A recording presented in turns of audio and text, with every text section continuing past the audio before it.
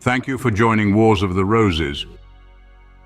As we conclude with Part 11, Miscellaneous Articles from an Exposition of the Mysteries or Religious Dogmas and Customs of the Ancient Egyptians, Pythagoreans and Druids, also an inquiry into the origin, history and purport of Freemasonry, by John Fellows, AM. Chapter 9, Miscellaneous Articles. Ceremonies observed in laying the foundation stone of Freemasons' Hall, London, 1775, and its dedication in 1776. The similarity of practices in Masonry and the ancient rites of Bacchus is fully exemplified in these ceremonies. The Caduceus or magical wand of Mercury, the mysterious chest, and the 3 pitchers containing corn, wine, and oil are appropriately used. This will appear by the following short abstract of the transactions on those occasions as published by Smith. The first stone of Mason's Hall was laid by the Honourable Robert Edward Lord Peter, Baron of Writtle, Grand Master of the Masons of England, accompanied by the worshipful Rowland Holt, etc. About 12 o'clock the procession arrived and continued 3 times around the ground where the hall was to be erected. The Grand Master then deposited the foundation stone with the usual formalities, after which the Deputy Grand Master presented the square to the Grand Master when his Lordship tried the corners of the stone and then returned it to the Deputy, who gave it to the architect.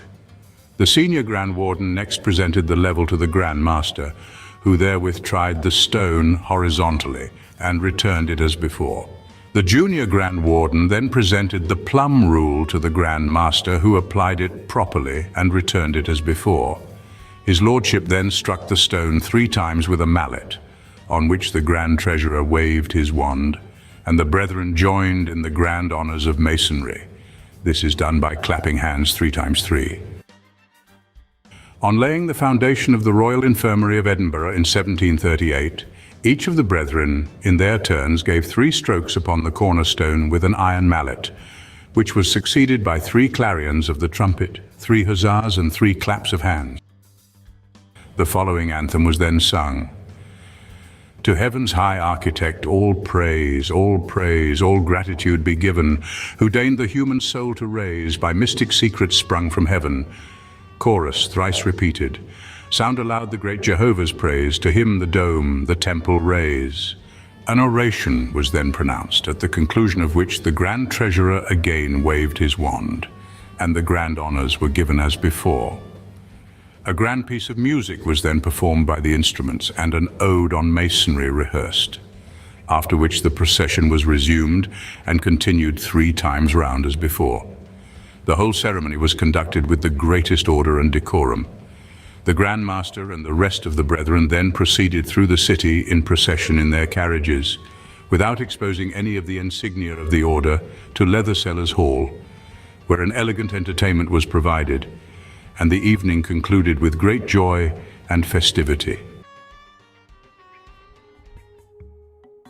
Dedication of the hall in 1776. At 12:30, the procession entered the hall in the following order.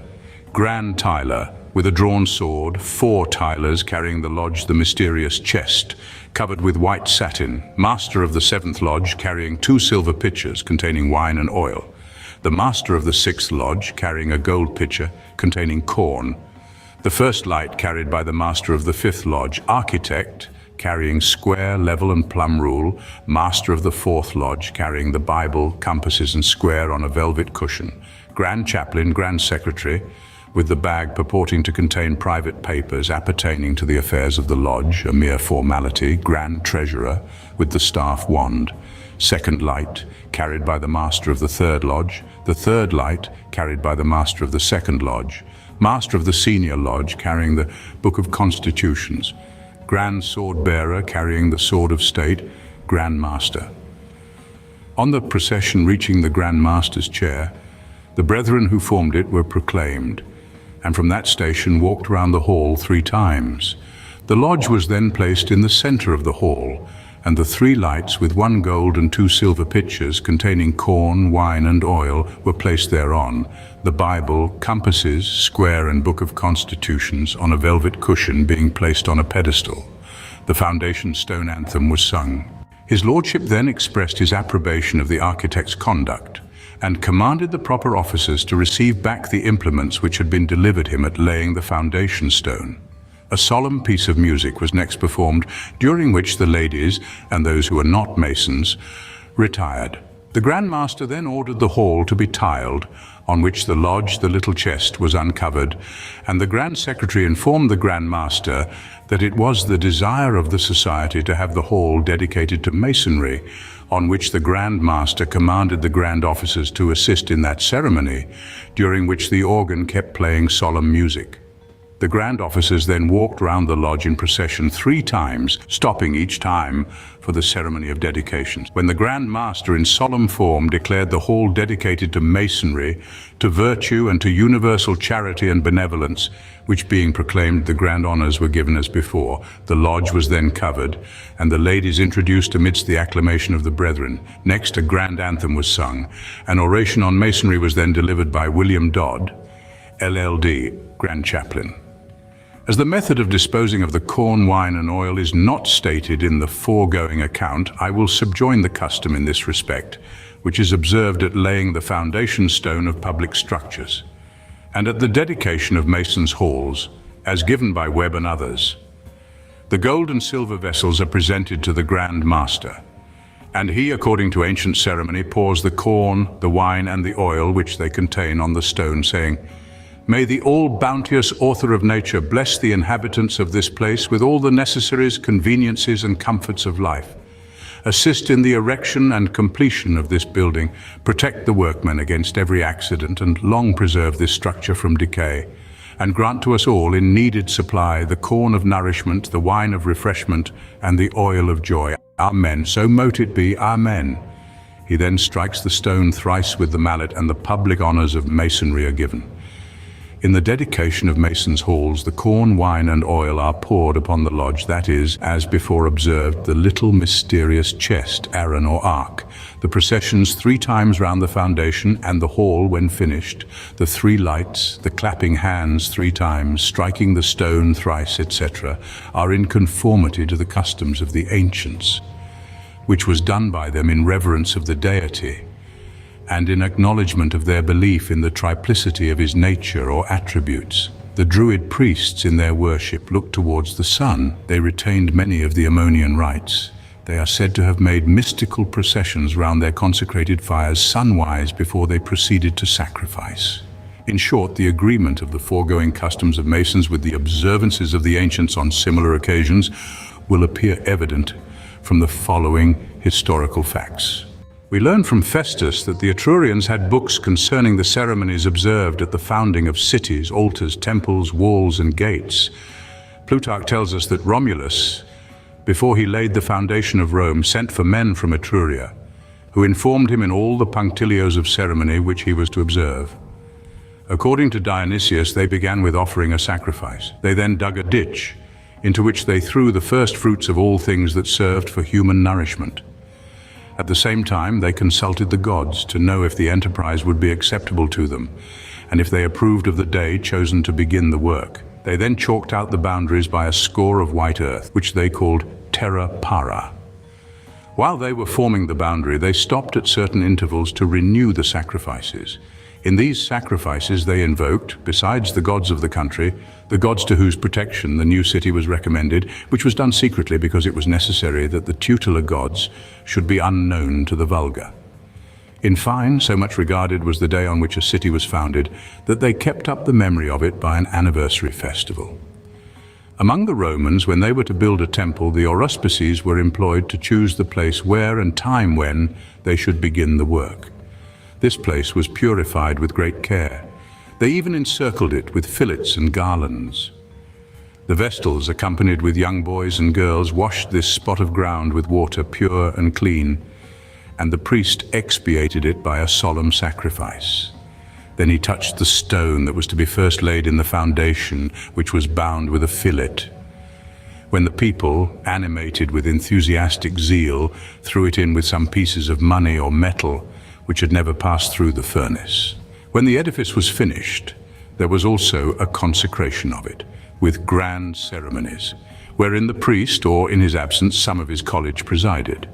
The same author, in treating of the festivals and processions of the Egyptians, observes, "The Hebrews, who derived from the Egyptians that fatal propensity which they had towards idolatry, imitated them but too often, not only in the solemnity of the golden calf, but also in the ceremony of their processions. The prophet Amos upbraids them for having led about in the wilderness the tabernacle of the god Moloch, the image of their idol, and the star of the god Remphan. St. Stephen, in the Acts of the Apostles, taxes them with the same piece of idolatry. Several other people practiced the same ceremonies, whether they had learned them from the Egyptians, as is very probable, or had invented them themselves. In regard to sacrifices, Harwood, in his Grecian Antiquities, says, "When the fruits of the earth were the only food of men, care was taken to reserve a certain portion for the gods. The same custom was observed when they began to feed upon the flesh of animals. Sometimes water was poured on the altar or the head of the victims, sometimes honey or oil, but in general they were sprinkled with wine, and then the wood of the egg tree, the myrtle, or the vine were burnt upon the altar. There was scarce any sacrifice without corn or bread, and more particularly barley, as it was the first sort of corn used by the Greeks after the diet of acorns was given up." Although Masonry copies the customs of the ancient nations, it must not be supposed that there is any idolatry connected with it. It is merely an idle imitation of their rites and ceremonies, without any reference to the original import of them. Anti-Masonic writers.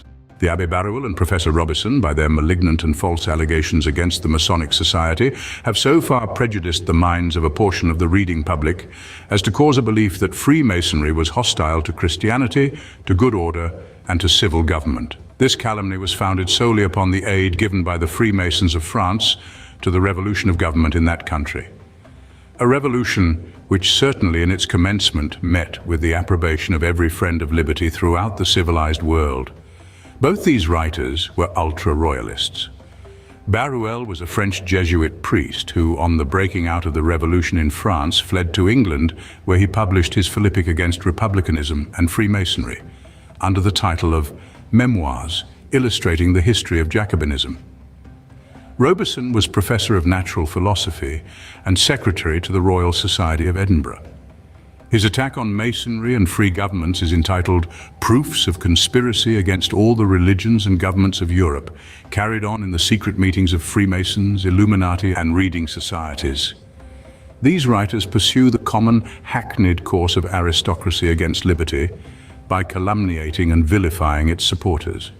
No crime is too infamous to be laid to the charge of the most talented and virtuous of men. This disingenuous course shows the turpitude of the cause they espouse.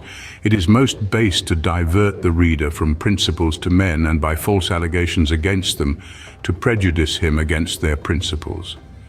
Many an unsuspecting reader has suffered his mind to be perverted by this flagitious mode of argument. Barruel makes the following charge against the Order of Masons. "I saw Masons till then the most reserved, who freely and openly declared, yes, at length the grand object of Freemasonry is accomplished, equality and liberty. All men are equal and brothers, all men are free." Monstrous. That was the whole substance of our doctrine, the object of our wishes, the whole of our grand secret. Such was the language I heard fall from the most zealous Masons, from those whom I have seen decorated with all the insignia of the deepest Masonry, and who enjoyed the rights of venerable to preside over lodges. I've heard them express themselves in this manner before those whom Masons could call the profane uninitiated, without requiring the smallest secrecy, either from the men or women present. They said it in a tone as if they wished all France should be acquainted with this glorious achievement of Masonry. Barruel also extracts the following sentiment from Condorcet's Progress of the Human Mind as worthy of reprobation. Condorcet, speaking of the secret associations which existed in France previously to the Revolution, says, "They were the associations of those generous men who dare examine the foundations of all power or authority, and who reveal to the people the great truths that their liberty is inalienable, that no prescription can exist in behalf of tyranny, that no convention can irrevocably subject a nation to any particular family, that magistrates, whatever may be their titles, functions, or powers, are only the officers and not the masters of the people, that the people always preserve the right of revoking those powers emanating from them alone, whether they judge it has been abused or consider it to be useless to continue them. In short, that the people have the right of punishing the abuse as well as of revoking the power. Thus we see, says Barruel, Condorcet tracing back the germ at least of all the principles of the French Revolution to these secret associations which he represents as the benefactors of nations. Had not Masons a right equally with other citizens to take part in the glorious cause of freeing their country from despotism? Was it not their duty? And would they not been infamous not to have done so? The American Masons were as zealous, I believe, in the cause of their country in our revolution as other men, and have never, to my knowledge, as a distinct class, been reproached for it. The French Revolution, however objectionable its course in some stages of its progress, and however unfortunate its termination, was holy and just. Its projectors, and the French people as a nation, are no more responsible for the atrocities of Robespierre than are the Society of Masons for the murder of Morgan. But how are the enormities complained of produced? By the combination of the despots of Europe for the purpose of reducing the French nation to its former state of bondage. Among the means employed, a civil war was fomented in La Vendée, comprehending 3 departments of the Republic, and money was furnished to the rebels against their country by England to prosecute this nefarious warfare. Besides, almost all the nobility and clergy of France were in opposition to the cause of liberty, and carrying on every possible intrigue to reinstate the monarchy. They were sensible of the benefits resulting to them from the services of an enslaved people, and they wished to bring them back to their former debased state. Thus was the French nation situated, surrounded by external foes and harassed by those within. To kill or be killed became the only alternative, and acts were committed under the sway of Robespierre that tarnished the glorious cause in which they were engaged. But after all, it is a pretty well ascertained fact that Robespierre was in the interest of the powers combined against France, which caused him to disgrace the revolution in the manner he did. If any country ever had cause to revolutionize its government, it was France under the ancient regime. Where America had one just complaint against the abuses of government, France had 100. It would require a volume to enumerate them. I have not a list before me, but one was so degrading to the character of man that it made a strong impression upon my mind when examining the catalogue. It was this: in some places, in certain seasons of the year, the peasants, by the law called the gabelle, were obliged in turn to beat the ponds and brooks all night, to prevent the seigneur or lord of the manor and families being disturbed by the croaking of the frogs. By this single example, the debased state of the people of France may easily be imagined. The horrors of the Bastille, the famous prison at Paris, is pretty well understood. A Mr. Caritat, well known in the city of New York as a bookseller, informed me that he had been employed as a clerk in one of the offices of government in Paris, and that he had filled up hundreds of lettres de cachet, signed in blank by the king. These letters were orders to the keeper of the Bastille to receive under his charge the persons named in them, and which might be obtained for a few guineas by any influential character. Thus were persons thrown into this dismal place, without trial and without any charge of crime. One man released from it on its demolition had suffered confinement for 40 years and was entirely ignorant of the cause of his imprisonment. In the meantime, the king, good easy soul, was enjoying the pleasures of the table and the chase, unmindful of the sufferings of his fellow men, inflicted through his instrumentality. In fact, whatever may be said of Louis XVI, it is very evident that he was a complete gourmand and very little endowed with the active virtues. Thomas Paine, in his Rights of Man, in answer to Edmund Burke's attack on the French Revolution, observes, "Through the whole of Mr. Burke's book, I do not observe that the Bastille is mentioned more than once, and that with a kind of implication, as if he was sorry it is pulled down, and wished it was built up again. We have rebuilt Newgate," says he, "and tenanted the mansion, and we have prisons almost as strong as the Bastille for those who dare to believe the Queen of France. Not one glance of compassion, not one commiserating reflection that I can find throughout his book has he bestowed on those that lingered out the most wretched of lives, a life without hope, in the most miserable of prisons. It is painful to behold a man employing his talents to corrupt himself. Nature has been kinder to Mr. Burke than he has been to her. He is not affected by the reality of distress touching his heart, but by the showy resemblance of it striking his imagination. He pities the plumage, but forgets the dying bird. Accustomed to kiss the aristocratical hand that hath purloined him from himself, he degenerates into a composition of art, and the genuine soul of nature forsakes him. His hero or his heroine must be a tragedy victim, expiring in show and not the real prisoner of misery, sliding into death in the silence of a dungeon. Mr. Burke, for his apostasy from the Whig cause and writing his Philippic against the French Revolution, received from the British King of the People's money a pension of £1,500 sterling, $6,660. By this work, says Joel Barlow in a note to his Conspiracy of Kings, he, Burke, conjured up a war in which at least 2 millions of his fellow creatures must be sacrificed to his unaccountable passion. Such is the condition of human nature that the greatest crimes have usually gone unpunished. It appears to me that history does not furnish a greater one than this of Mr. Burke, and yet all the consolation that we can draw from the detection is to leave the man to his own reflections and expose his conduct to the execration of posterity. Many misstatements have been published charging the legislatures of France in the time of the Revolution with an open avowal of infidelity to the Christian religion, and with persecuting the clergy, with a view of prejudicing mankind against their cause. All this has been grounded upon a single expression of anarchasis clutes, one of the assembly which received, however, no countenance from the other members. Robespierre, who above all others deserves the severest censure, professed the greatest regard for religion and introduced to the assembly a long report expressly upon that subject, which was received with approbation. The following extract from the History of the Revolution by Monsieur Rabot de Saint-Étienne will correct the errors that have been circulated respecting the treatment of the priests. Rabot was a Protestant clergyman, a member of the National Assembly, and a man of first-rate character and talents.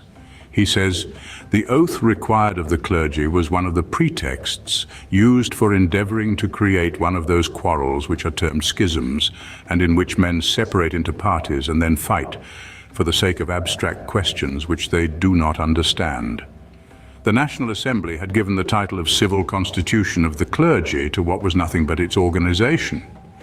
It should seem that the Assembly would have done better in not engaging in this affair, since each profession and each professor can arrange themselves agreeably to their own mode of proceeding, saving the superintending power of the government. It ran the hazard of reviving, under one form, a body which it had destroyed under another. But priests maintain such a fast hold of all temporal affairs, and attach themselves so closely to the interests of the government, that it is difficult to separate them from these affairs and these interests. And take the matter up in what shape you will, the priesthood still meets you at every corner.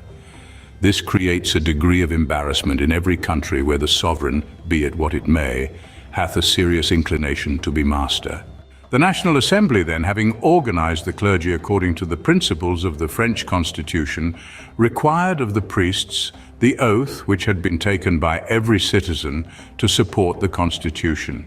But it required, at the same time, that they should swear to maintain the civil constitution of the clergy.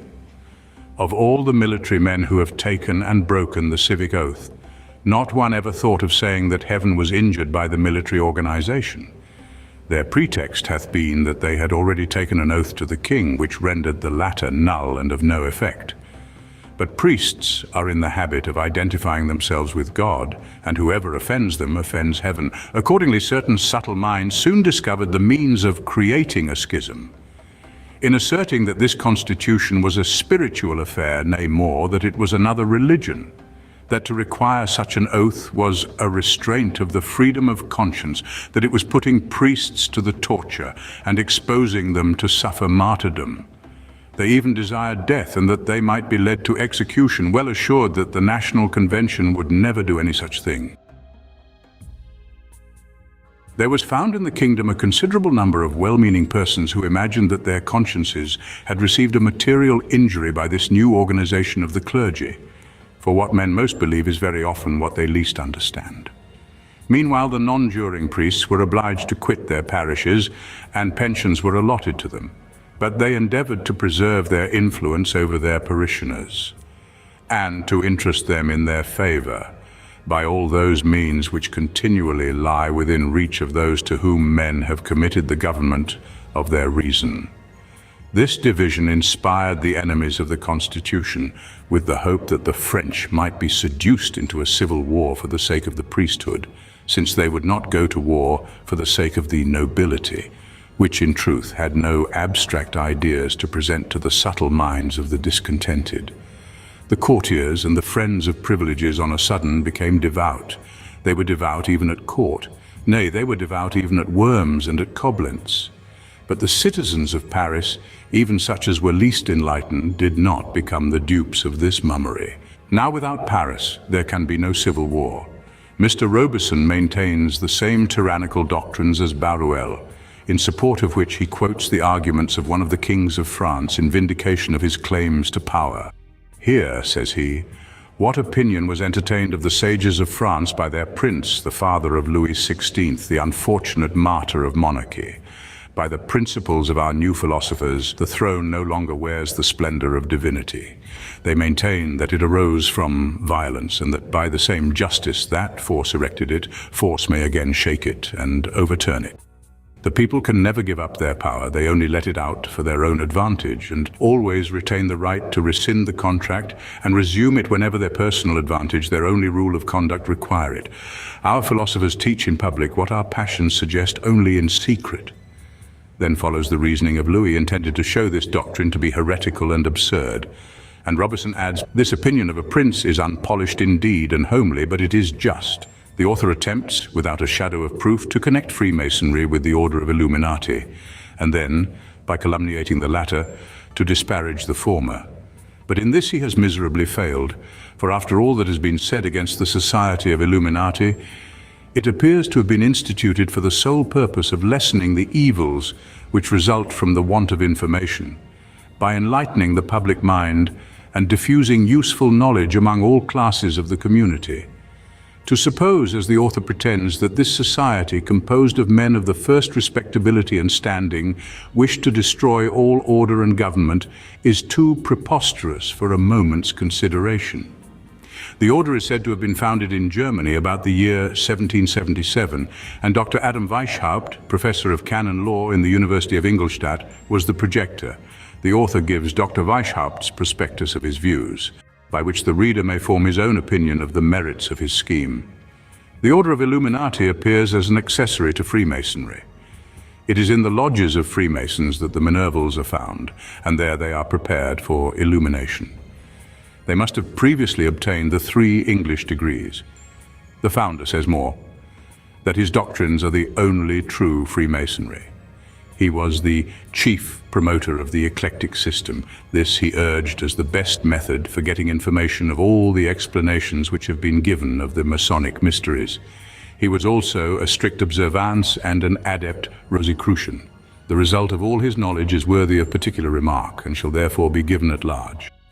I declare, says he, and I challenge all mankind to contradict my declaration, that no man can give any account of the order of Freemasonry, of its origin, of its history, of its object, nor any explanation of its mysteries and symbols, which does not leave the mind in total uncertainty on all these points. Every man is entitled, therefore, to give an explanation of the symbols and any system of the doctrines that he can render palatable. Hence have sprung up that variety of systems which for 20 years have divided the order. The simple tale of the English and the 50 degrees of the French and the Knights of Baron Hunde are equally authentic and have equally had the support of intelligent and zealous brethren. These systems are in fact but one. They have all sprung from the Blue Lodge of 3 degrees. Take these for their standard and found on these all the improvements by which each system is afterwards suited to the particular object which it keeps in view. There is no man nor system in the world which can show by undoubted succession that it should stand at the head of the order. Our ignorance in this particular frets me. Do but consider our short history of 120 years. Who will show me the Mother Lodge? Those of London we have discovered to be self-erected in 1716, 1717. Ask for their archives. They tell you they were burnt. They have nothing but the wretched sophistications of the Englishman Anderson and the Frenchman Desaguliers. Where is the Lodge of York, which pretends to the priority with their King Bodin and the archives that he brought from the East? These too are all burnt. What is the chapter of Old Aberdeen and its holy clericate? Did we not find it unknown, and the Mason lodges there, the most ignorant of all the ignorant, gaping for instruction from our deputies? Did we not find the same thing at London? And have not their missionaries been among us, prying into our mysteries and eager to learn from us what is true Freemasonry? It is in vain, therefore, to appeal to judges. They are nowhere to be found. All claim for themselves the scepter of the order. All indeed are on an equal footing. They obtained followers not from their authenticity, but from their conduciveness to the end which they proposed, and from the importance of that end. It is by this scale that we must measure the mad and wicked explanations of the Rosicrucians, the exorcists, and Kabbalists. These are rejected by all good Masons because incompatible with social happiness. Only such systems as promote this are retained, but alas, they are all sadly deficient because they leave us under the dominion of political and religious prejudices, and they are as inefficient as the sleepy dose of an ordinary sermon. Dr. Weishaupt has made a declaration rather too bold in the opening of his views in respect to Freemasonry. He might possibly be justifiable in saying that the origin of the order had not been discovered, but that it cannot be remains to be proved. He, however, had not perhaps perused the German work, noticed in the introduction of this volume, the author of which, I will venture to say, had found the right clue to lead to a development of the secret. Whether it conducted him to a result satisfactory to his readers, or whether his book fell into the hands of those who can understand, I know not. But I have contrived an explanation which has every advantage, is inviting to Christians of every communion, gradually frees them from all religious prejudices, cultivates the social virtues, and animates them by a great, a feasible, and speedy prospect of universal happiness in a state of liberty and moral equality, freed from the obstacles which subordination, rank, and riches continually throw in our way. My explanation is accurate and complete. My means are effectual and irresistible. Our secret association works in a way that nothing can withstand, and man shall soon be free and happy. This is the great object held out by this association, and the means of attaining it is illumination, enlightening the understanding by the sun of reason, which will dispel the clouds of superstition and of prejudice. The proficients in this order are therefore justly named the Illuminati, and of all illumination which human reason can give, none is comparable to the discovery of what we are, our nature, our obligations, what happiness we are capable of, and what are the means of attaining it. In comparison with this, the most brilliant sciences are but amusements for the idle and luxurious. To fit man by illumination for active virtue, to engage him to it by the strongest motives, to render the attainment of it easy and certain, by finding employment for every talent, and by placing every talent in its proper sphere of action, so that all, without feeling any extraordinary effort, and in conjunction with and completion of ordinary business, shall urge forward with united powers the general task. This indeed will be an employment suited to noble natures, grand in its views and delightful in its exercise. And what is this general object? The happiness of the human race. Is it not distressing to a generous mind, after contemplating what human nature is capable of, to see how little we enjoy? When we look at this goodly world and see that every man may be happy, but that the happiness of one depends on the conduct of another, when we see the wicked so powerful and the good so weak, and that it is vain to strive singly and alone against the general current of vice and oppression, the wish naturally arises in the mind that it were possible to form a durable combination of the most worthy persons who should work together in removing the obstacles to human happiness, become terrible to the wicked, and give their aid to all the good without distinction, and should by the most powerful means first fetter and by fettering lessen vice, means which at the same time should promote virtue, by rendering the inclination to rectitude, hitherto too feeble, more powerful and engaging. Would not such an association be a blessing to the world? But where are the proper persons, the good, the generous, and the accomplished, to be found? And how, and by what strong motives, are they to be induced to engage in a task so vast, so incessant, so difficult, and so laborious? This association must be gradual. There are some such persons to be found in every society. Such noble minds will be engaged by the heartwarming object. The first task of the association must therefore be to form the young members. As these multiply and advance, they become the apostles of beneficence, and the work is now on foot and advances with a speed increasing every day.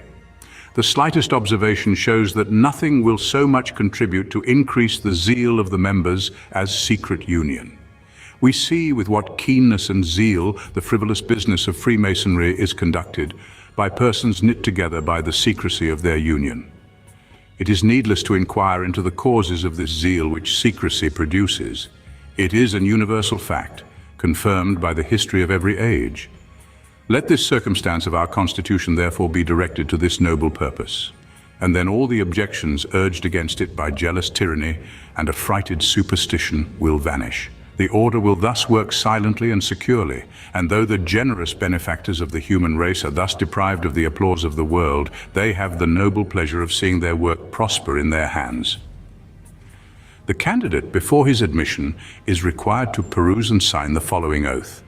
I, NN, hereby bind myself by my honor and good name, forswearing all mental reservation, never to reveal by hint, word, writing, or in any manner whatever, even to my most trusted friend, anything that shall now be said or done to me respecting my wished-for reception, and this whether my reception shall follow or not, I being previously assured that it shall contain nothing contrary to religion, the state, nor good manners. I promise that I shall make no intelligible extract from any papers which shall be shown me now or during my novitiate. All this I swear as I am, and as I hope to continue, a man of honor. The urbanity of this protestation must agreeably impress the mind of a person who recollects the dreadful imprecations which he made at his reception into the different ranks of Freemasonry. The difference in the style of the oath administered in the two orders must be attributed to the customs of the times in which they were formed. Mr. Robison, after bestowing the most vulgar abuse upon the learned and amiable Dr. Priestley, adds, "But I do not suppose that he has yet attained his acme of Illuminatism. His genius has been cramped by British prejudices. These need not sway his mind any longer. He is now in that is, he now enjoys the rare felicity of time and place, America, where it is lawful to think what one pleases and to speak what one thinks. The liberty of speech which we claim in this country must be very grating to the feelings of a man possessing the principles of Robison. He would have no person, except the mean eulogists of power like himself, permitted to utter his sentiments. Does Dr. Priestley think, says he, that the British will part more easily than their neighbors in France with their property and honors, secured by ages of peaceable possession, protected by law, and acquiesced in by all who wish and hope that their own descendants may reap the fruits of their honest industry? The following deed of the ferocious robber William of Normandy will serve as a general example of the manner in which the British nobility obtained their property. It is taken from the National Portrait Gallery, London, 1829. Francis Rawdon Hastings, Marquis of Hastings, KB. The family of Rawdon is of great antiquity and of Norman extraction, but the English pedigree is deduced from Paulin or Paulinus Roydon, who commanded a body of archers in the army of William at the Battle of Hastings. For this service he received from the Conqueror a grant of lands in the West Ridings of Yorkshire near Leeds. The tenure was by grand sergeantry, and the condition that of presenting to the king and his successors a crossbow and arrow whenever any of them should come to hunt there. Of the title deed conveying these manorial rights, Weaver, in his funeral monuments, gives the following as a faithful transcript. William King, the 3rd year of my reign, give to thee Langen, Roydon, Hope and Hopetown, with all the bounds both up and downs, from heaven to Yerther, from Yerther to hell, for thee and thine there to dwell, as truly as this king right is min, for a crossbow and an arrow when I shall come to hunt on Yarrow, and in token that this thing is sooth, I bit the wit wax with my tooth before Meg, Mend and Marjorie, and my 3rd son, Henry. The armorial bearing is that of Fess between 3 fions, or arrowheads, with this motto, Et nos quoque telasparsimus. We too have scattered our arrows. The following statement exhibits the amount drawn annually from the hard earnings of the people to support the profligate luxury of the nobility and clergy of Great Britain. Nice British pickings, expressed in British pounds, are listed here.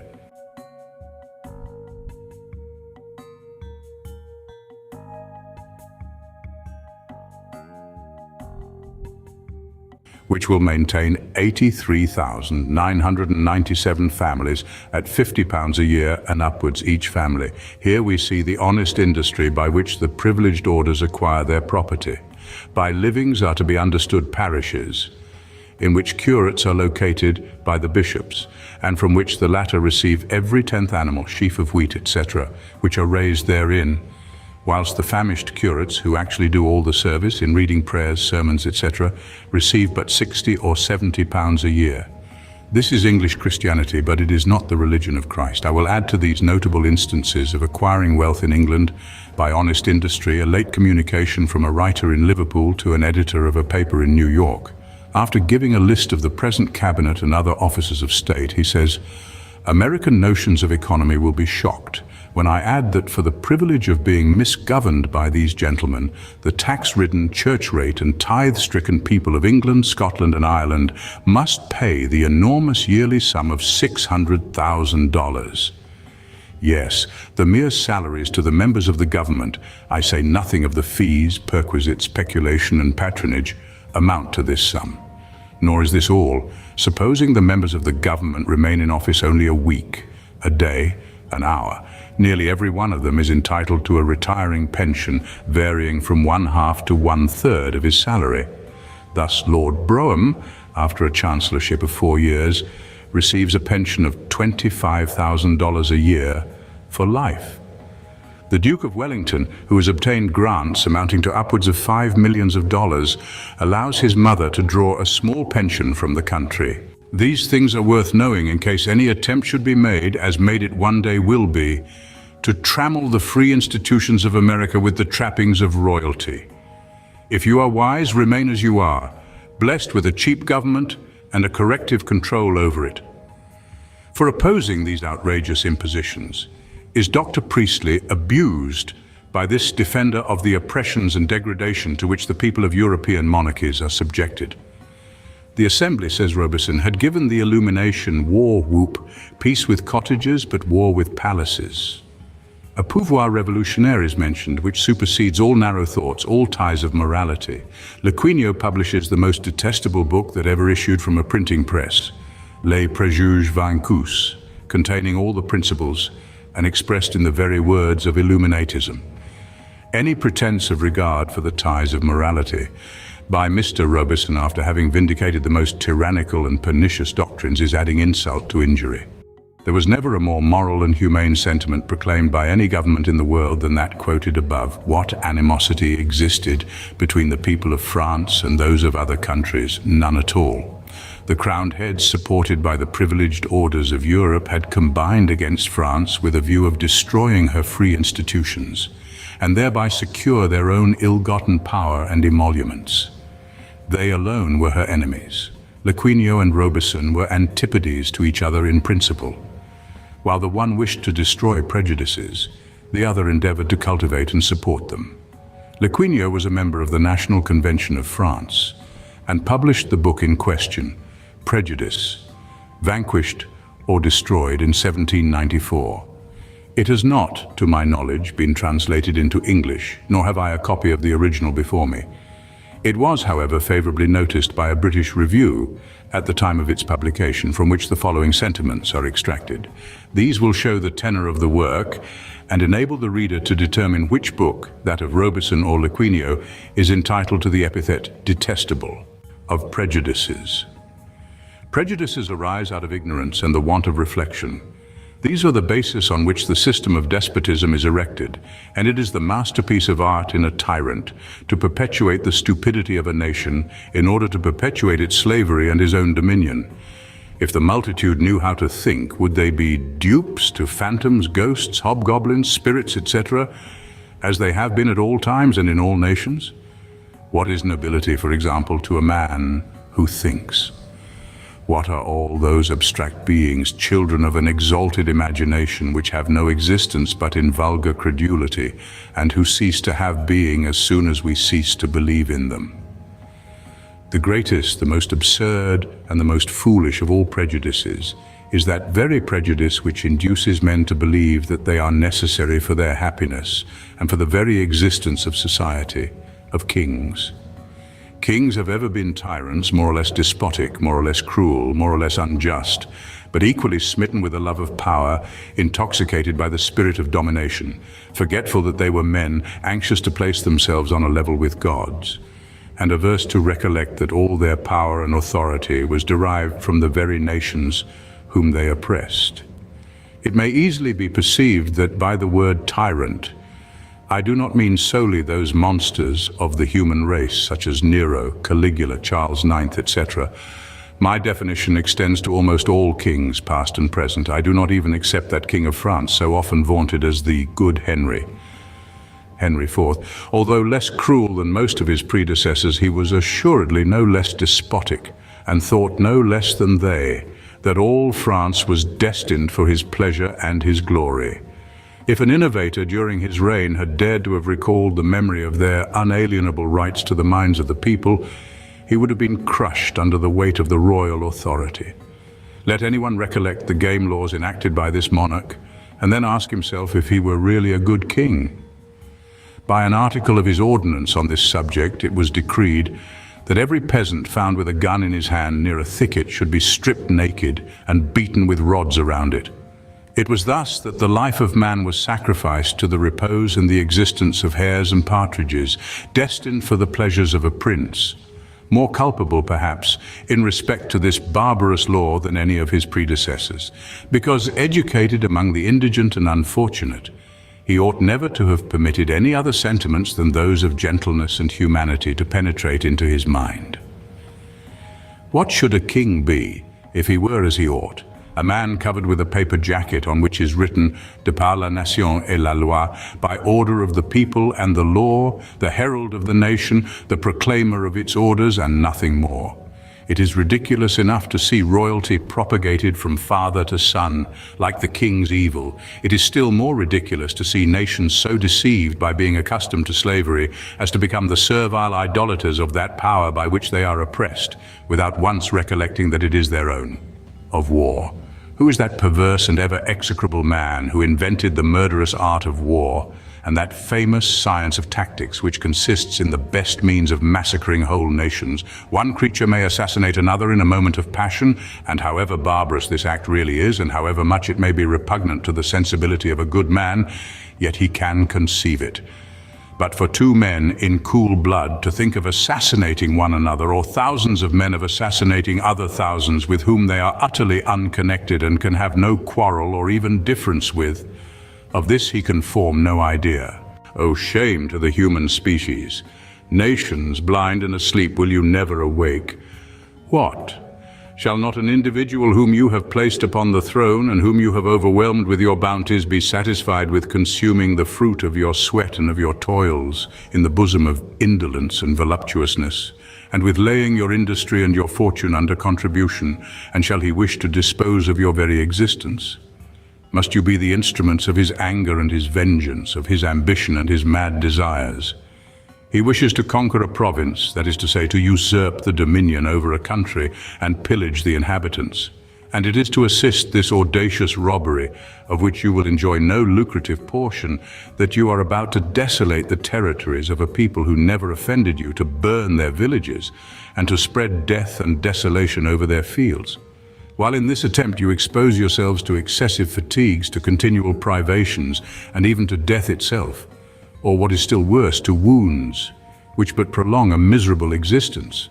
A philanthropist, a man who wishes to promote the general happiness of his fellow men, can see nothing detestable in the foregoing sentiments of Lequeuille. But Professor Robison, as well as the Abbé Barruel, had his own private interests to subserve. He possessed a lucrative office in the University of Edinburgh, which he could neither have obtained nor held had he advocated the cause of oppressed humanity. Thus, unhappily for mankind, it becomes the interest of the learned in monarchies to support the power of tyrants. Barruel held a place perhaps equally lucrative in the church. And although the Republic, as has been seen, exercised much forbearance and generosity towards the non-juring priests, he did not possess sufficient liberality of soul to make the least sacrifice for the benefit of the nation under its embarrassed situation. He would neither take the oath of allegiance to the Republic, nor retire upon a moderate pension. I shall now make some remarks on the calumnies that have been industriously spread throughout the world against the French Revolution. And although none can reflect without detestation on the tyranny and cruelties of Robespierre and some others who obtained power in the course of that revolution, I shall be able to show that these are inferior in atrocity to the barbarities which took place in the American Revolutionary War. It should be remembered also that a great part of the enormities which occurred in France were perpetrated by mobs. The people, driven to madness by the intrigues of their internal foes, gave a loose to their fury which the government could not control. It was the policy of kings and their adherents to stigmatize the actors in the French Revolution, as well as the just principles upon which it was founded. Hence, the cry of awful, horrible, detestable revolution was echoed from court to court throughout Europe. And without correct information, relying upon the reports of the corrupt presses of the enemies of France, the same cry, I'm sorry to say, was reverberated by a portion of the press from the Republican shores of America. The same course was pursued to scandalize the American Revolution, and Europe was filled with the lies which were daily issued from Rivington's lying Gazette, printed in New York when in possession of the British. Which is most criminal, it may be asked, to rebel against one's country, against a nation, or to rebel against one man, a king, who arrogantly claims the right to govern a country because one of his ancestors, in a former age, like William the Norman or Canute the Dane, compelled the people of that country by force of arms to submit to his authority. The grand and ultimate object of these writers was to bring the French Revolution into disrepute among the people of Europe, in order to check its progress in other countries. And to effect this, no means were thought too vile to be resorted to. The principle of liberty itself, as though mankind were unworthy of enjoying it, was to be calumniated and denounced. The French officers and soldiers, says Robison, who returned from America, imported the American principles, and in every company found fond hearers who listened with delight and regret to their fascinating tale of American independence.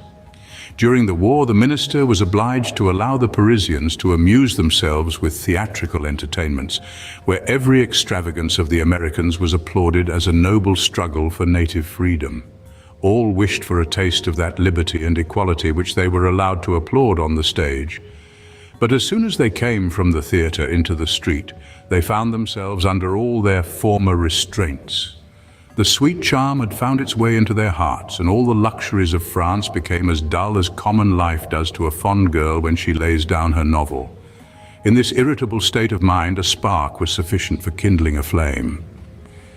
To import this dangerous delicacy of American growth, France had expended many millions and was drowned in debts. The author then states sundry circumstances, either true or false, to prove that the Illuminati and Freemasons took a part in the Revolution of France. And says, after all these particulars, can any person have a doubt that the Order of Illuminati formally interfered in the French Revolution and contributed greatly to its progress?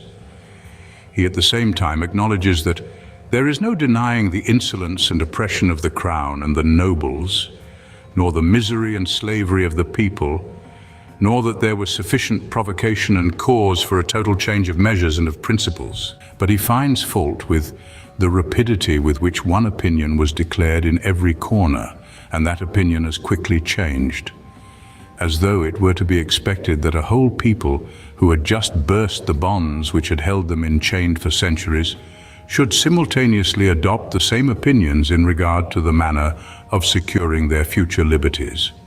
In 1789, or the beginning of 1790, a manifest was sent from the Grand National Lodge of Freemasons, so it is entitled, at Paris, signed by the Duke of Orleans as Grand Master, addressed and sent to the lodges in all the respectable cities of Europe, exhorting them to unite for the support of the French Revolution, to gain it friends, defenders and dependents, and according to their opportunities and the practicability of the thing, to kindle and propagate the spirit of revolution through all lands. This is a most important article and deserves very serious attention. I got it first of all in a work written by L.A. Hoffman, Vienna, 1795. The author says that everything he advances in these memorandums is consistent with his own personal knowledge, and that he is ready to give convincing proofs of them to any respectable person who will apply to him personally.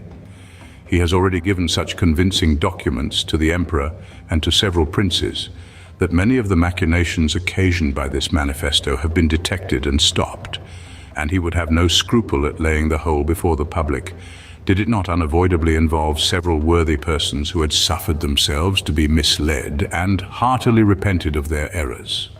He is, naturally, being a Catholic, very severe on the Protestants, and indeed he has much reason, and by this has drawn on himself many bitter retorts.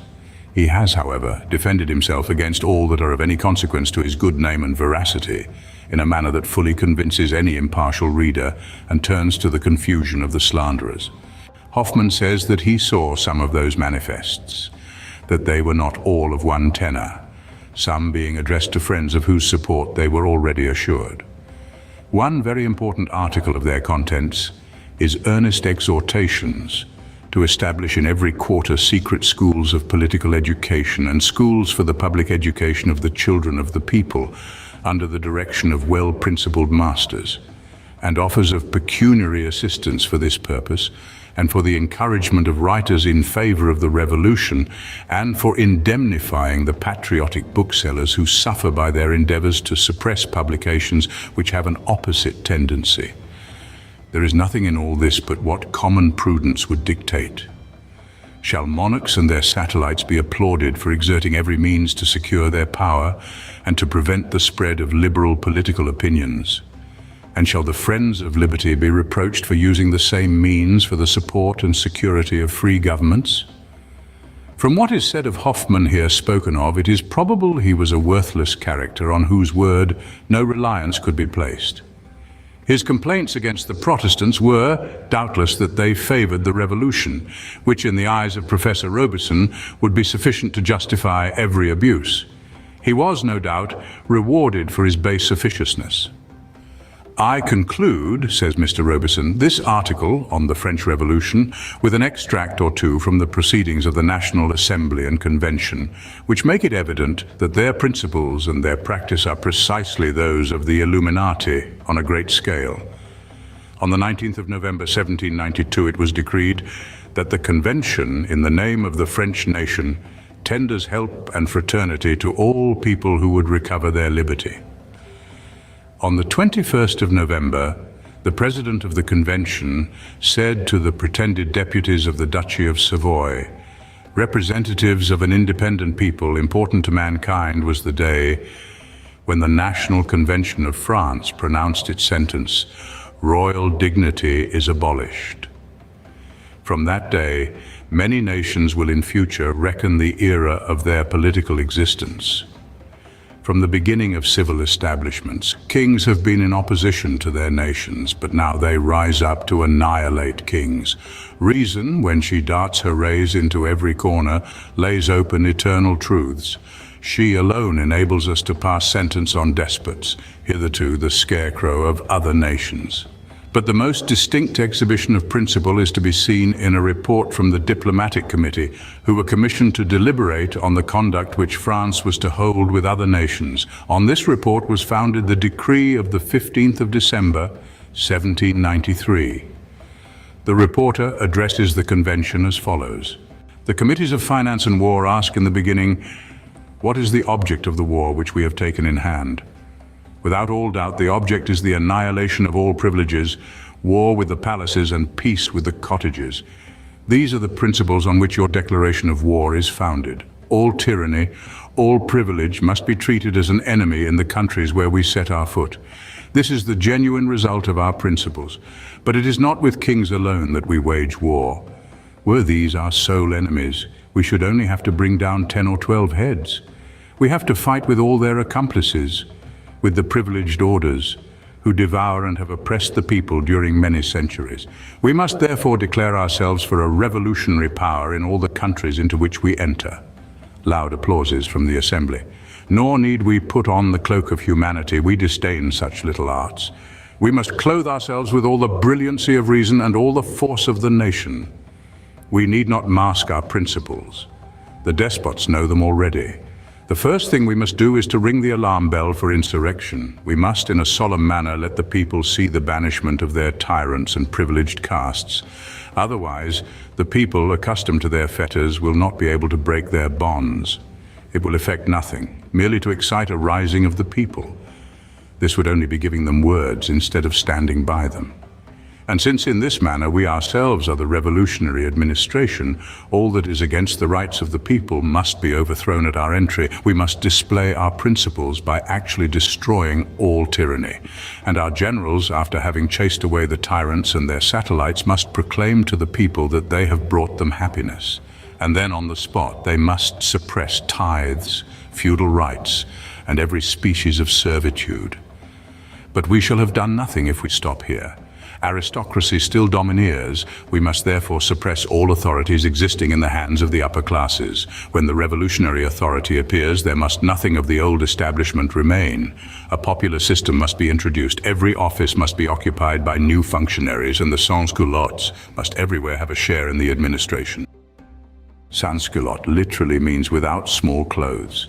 It was bestowed in derision by the well-dressed royalists upon the Republicans of France, who acknowledged its applicability and assumed the term, saying our condition is the result of the iniquitous system of government, which has hitherto been conducted for the benefit of a few, to the degradation and debasement of the great mass of the people. The French Republicans were also styled Jacobins, which arose merely from the circumstance of their meetings being held in a monastery formerly belonging to an order of monks, thus denominated. And this name in foreign countries has been made to mean something awfully atrocious. The apostate Cheetham attempted to play this pitiful game by styling the Republicans of New York Martlingmen in consequence of their meeting at a house kept by Abraham Martling. Such contemptible resorts show the baseness of the cause intended to be benefited by them. Still nothing is done till we declare aloud the precision of our principles to such as want only a half freedom. We must say to them, if you think of compromising with the privileged castes, we cannot suffer such dealing with tyrants. They are our enemies, and we must treat them as enemies because they are neither for liberty nor equality. Show yourselves disposed to receive a free constitution, and the convention will not only stand by you, but will give you permanent support. We will defend you against the vengeance of your tyrants, against their attacks and against their return. Therefore abolish from among you the nobles and every ecclesiastical and military incorporation. They are incompatible with equality. Henceforward you are citizens, all equal in rights, equally called upon to rule, to defend, and to serve your country. The agents of the French Republic will instruct and assist you in forming a free constitution and assure you of happiness and fraternity. This report was loudly applauded, and a decree formed in precise conformity to its principles. Both were ordered to be translated into all languages and copies to be furnished to their generals, with orders to have them carefully dispersed in the countries which they invaded. The reader is aware that the principal powers of Europe had combined for the purpose of putting down the French Republic and restoring the ancient regime, and still they complained of these retaliatory measures. What course did the American revolutionists take under similar circumstances? In the Confederation of the American States, in 1785, the 11th article says, Canada, acceding to the Confederation and joining the measures of the United States, shall be admitted into the Union. An army was sent into Canada for the purpose of inducing and aiding the people of that province to assert and maintain their independence. Let us see how the government of the United States treated this revolutionary principle in latter times. The following is an extract of a speech delivered by Henry Clay in the House of Representatives in 1818 in favor of acknowledging the independence of the provinces of La Plata in South America. I maintain, said he, that an oppressed people are authorized whenever they can to rise and break their fetters. This was the great principle of the English Revolution. It was the great principle of our own. We must therefore pass sentence of condemnation upon the founders of our liberty, say that they were rebels, traitors, and that we are at this moment legislating without competent powers before we can condemn the cause of Spanish America. Our revolution was mainly directed against the theory of tyranny. We had suffered comparatively but little. We had in some respects been kindly treated. But our intrepid, intelligent fathers saw in the usurpations of the power to levy an inconsiderable tax the long train of oppressive acts that was to follow. They rose, they breasted the storm, they conquered, and left us the glorious legacy of freedom. Spanish America for centuries has been doomed to the practical effects of an odious tyranny. If we were justified, she is more than justified. The sentiments of Mr. Clay were responded to by Congress, and La Plata was declared by our government free and independent. The French Revolution was hailed with joy by the friends of liberty in England, as appears by the following document. Mr. Robison states that while his book was printing, he obtained a work then just published in Paris. It confirms, says he, all that I have said respecting the use made of the Freemason lodges. It gives a particular account of the formation of the Jacobin Club by the Club Breton. The author writes, "We may judge of what the Duke of Orleans could do in other places by what he did during his stay in England. He gained over to his interest Lord Stanhope and Dr. Price, two of the most respectable members of the Revolution Society. This society even sent to the Assembly an ostensible letter in which are the following passages. The Society congratulates the National Assembly of France on the revolution which has taken place in that country. It cannot but earnestly wish for the happy conclusion of so important a revolution, and at the same time express the extreme satisfaction which it feels in reflecting on the glorious example which France has given to the world. The Society resolves unanimously to invite all the people of England to establish societies through the kingdom, to support the principles of the revolution, to form correspondences between themselves, and by these means to establish a great concerted union of all the true friends of liberty. Accordingly, says the French author, this was executed, and Jacobin clubs were established in several cities of England, Scotland, and Ireland." The following passages are quoted by Mr. Robison from a vindication published by Professor Weishaupt against the charges brought against him by those who wished to retain the mass of the people in a state of vassalage. "All men," says he, "are subject to errors, and the best man is he who best conceals them. I have never been guilty of such vices or follies as he had been accused of. For proof I appeal to the whole tenor of my life, which my reputation and my struggles with hostile cabals had brought completely into public view long before the institution of this order, without abating anything of that flattering regard which was paid to me by the first persons of my country and its neighborhood, a regard well evinced by their confidence in me as the best instructor of their children. It is well known that I have made the chair which I occupied in the University of Ingolstadt the resort of the first class of the German youth. The tenor of my life has been the opposite of everything that is vile, and no man can lay any such thing to my charge. I have reason to rejoice that these writings have appeared. They are a vindication of the order and of my conduct. I can and must declare to God, and I do it now in the most solemn manner, that in my whole life I never saw or heard of the so much condemned secret writings, and in particular respecting these abominable means, such as poisoning, abortion, etc. Was it ever known to me in any case that any of my friends or acquaintances ever even thought of them, advised them, or made any use of them? It was the full conviction of what could be done if every man were placed in the office for which he was fitted by nature and a proper education, which first suggested to me the plan of illumination. I am proud to be known to the world as the founder of the Order of Illuminati, and I repeat my wish to have for my epitaph, hic est situs Phaethon, currus auriga paterni, quem si non tenuit, magnis tamen excidit ausis. This is the resting place of Phaethon, son of Apollo. He failed to guide the chariot of the sun, and fell, yet nobly fell, so lofty the attempt. It is reproachful to human nature that men respectable for their acquirements and of good standing in society should be induced through self-interest to use every possible means by calumny and falsehood to destroy the character and usefulness of persons like Professor Weishaupt, who exert their talents with a view of bettering the condition of their fellow men. And it is to be lamented that many of those for whose benefit such philanthropists labor join in the hue and cry against them.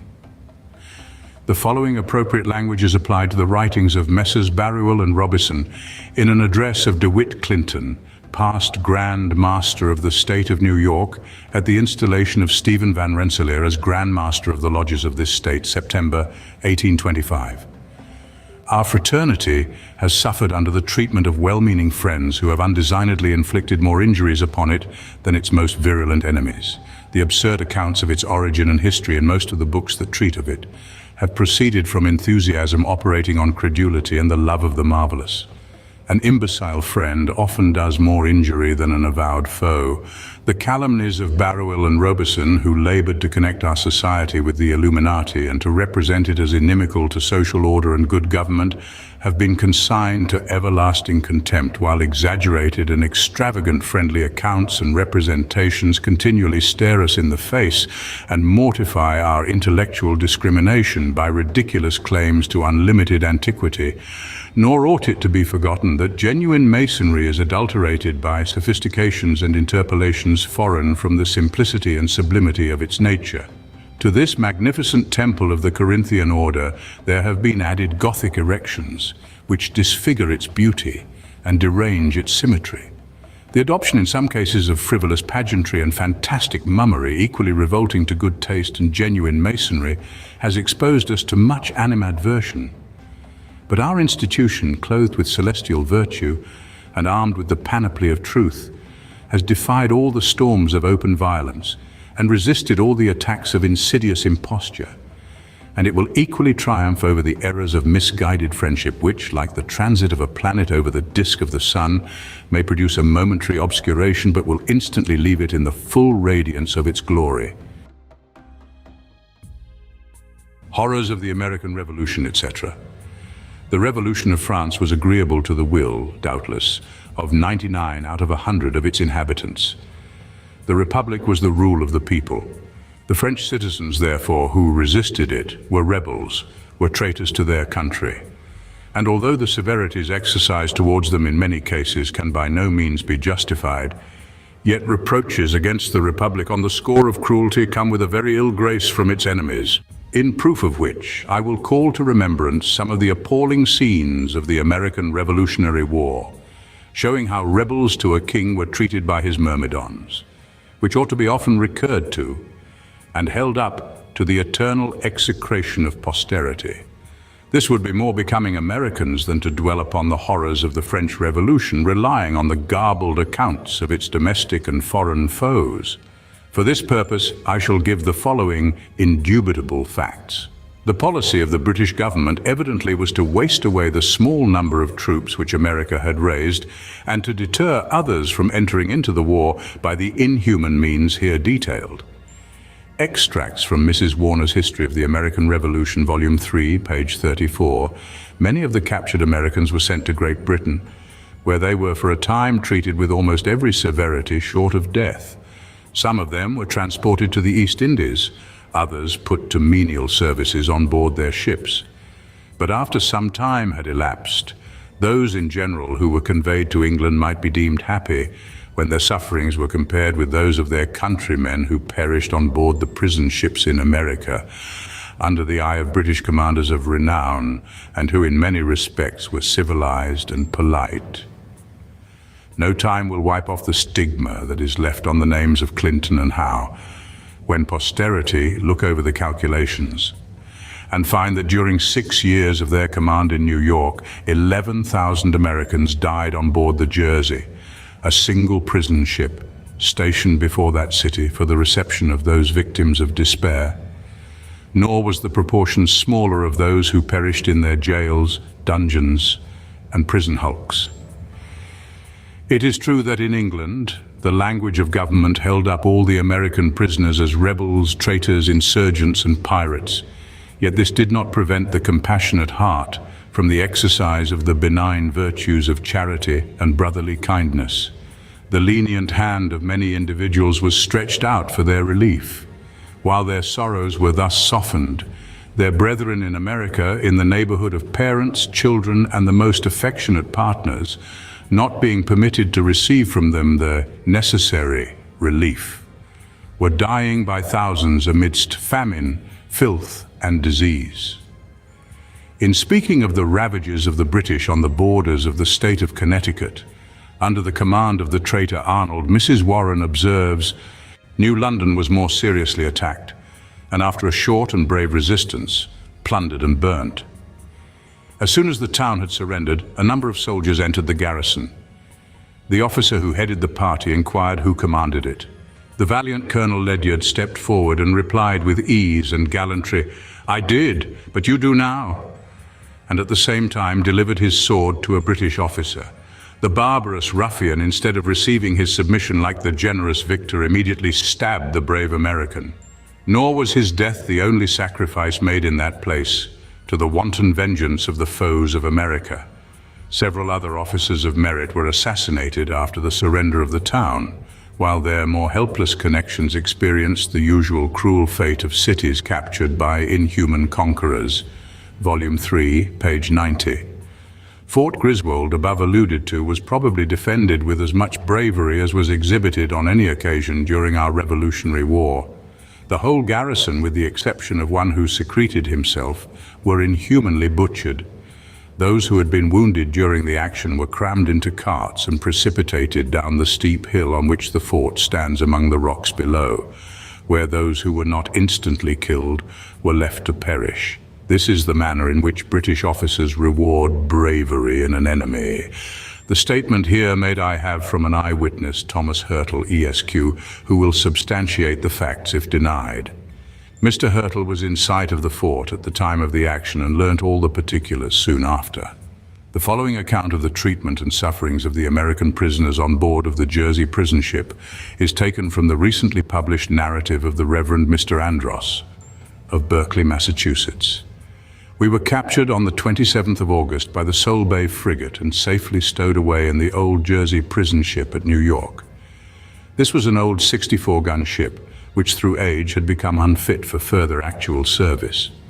Her dark and filthy external appearance perfectly corresponded with the death and despair that reigned within, and nothing could be more foreign from the truth than to paint her with colors dying, or any circumstance or appendage to please the eye.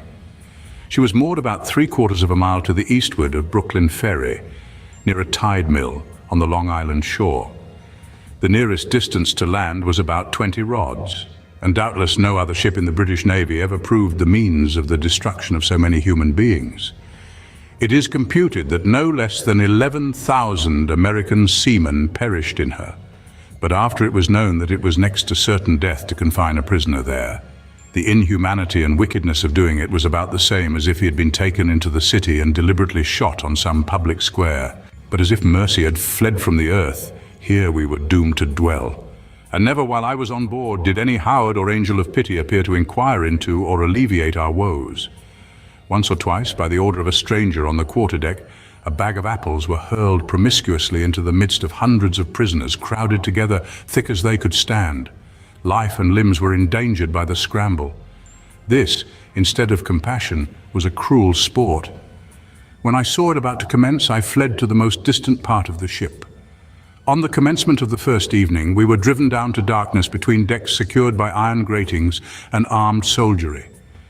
And now a scene of horror, which baffles all description, presented itself. On every side, wretched, desponding shapes of men could be seen.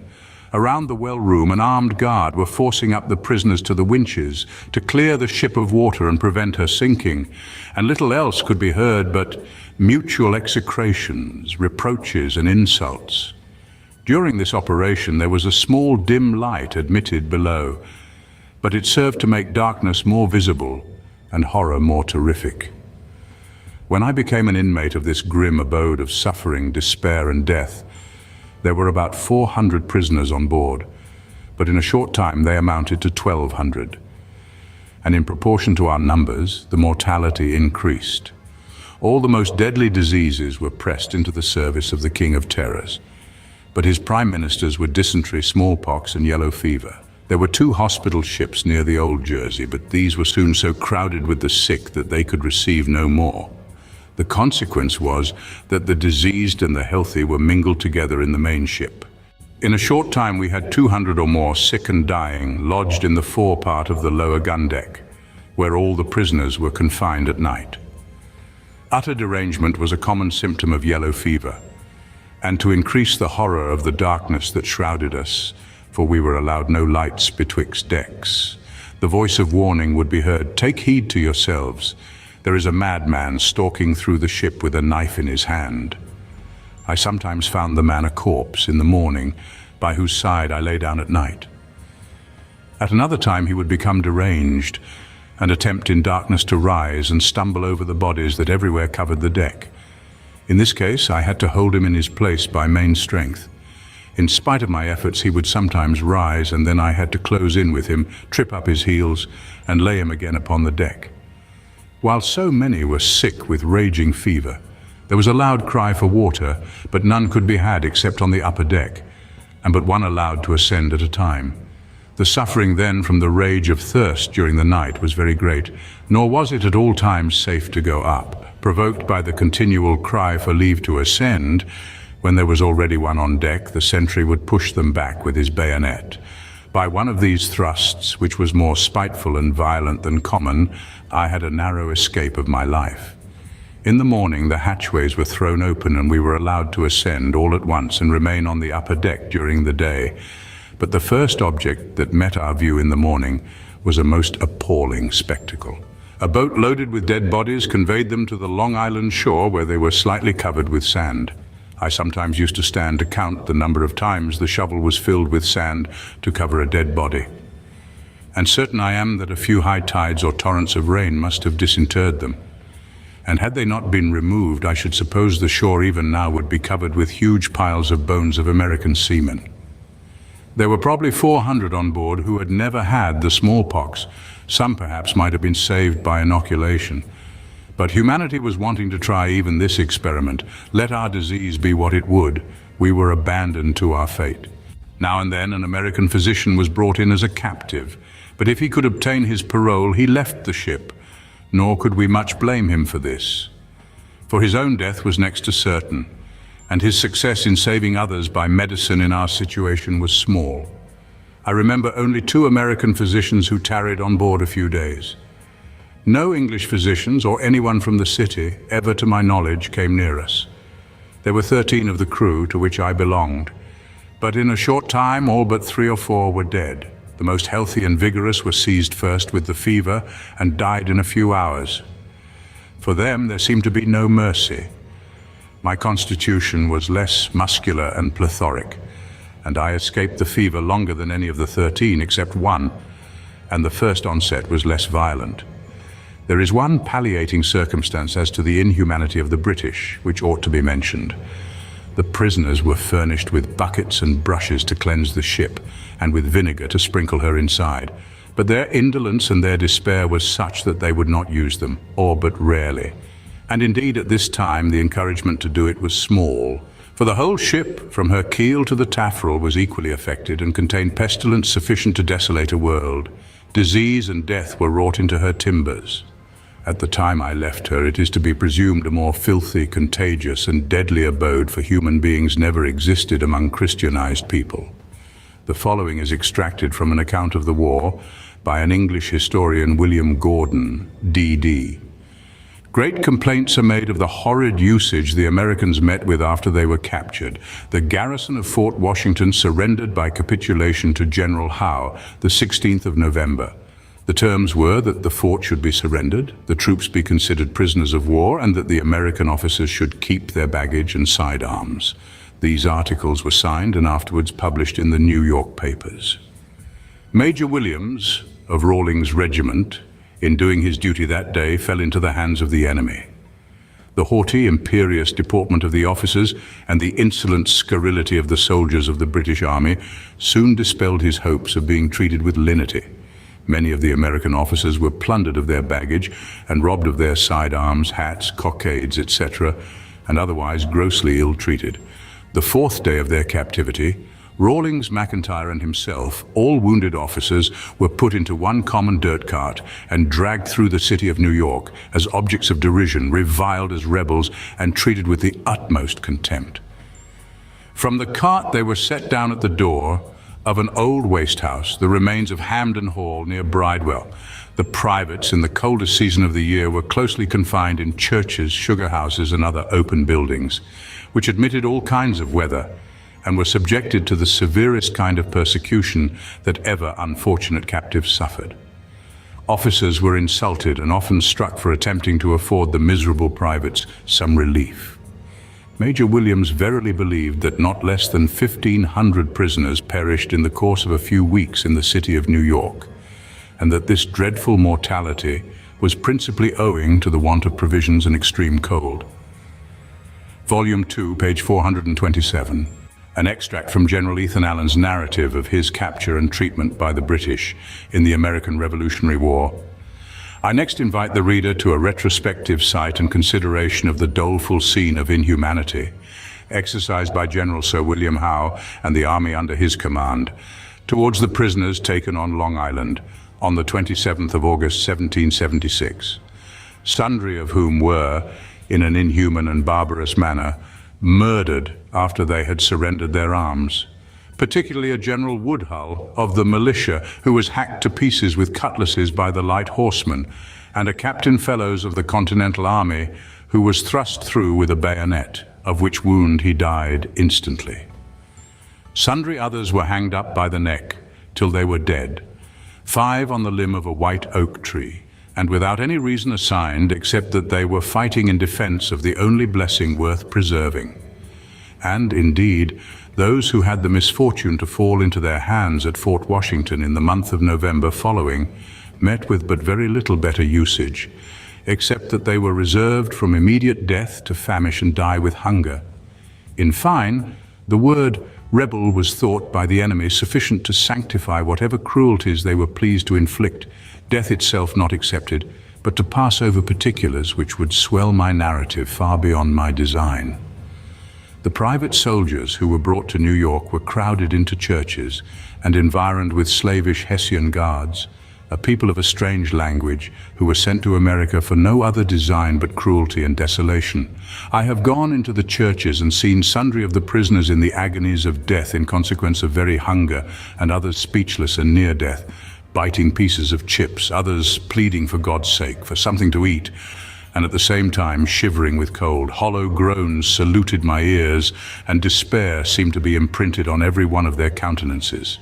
The filth of these churches, in consequence of the fluxes, was almost beyond description. I have seen in one of them 7 dead at the same time lying among the excrements of their bodies.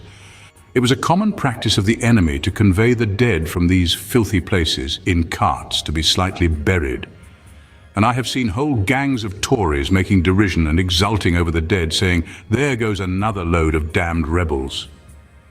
I have observed the British soldiers to be full of their insulting jests and vaunting on those occasions, but they appeared to me less malignant than Tories.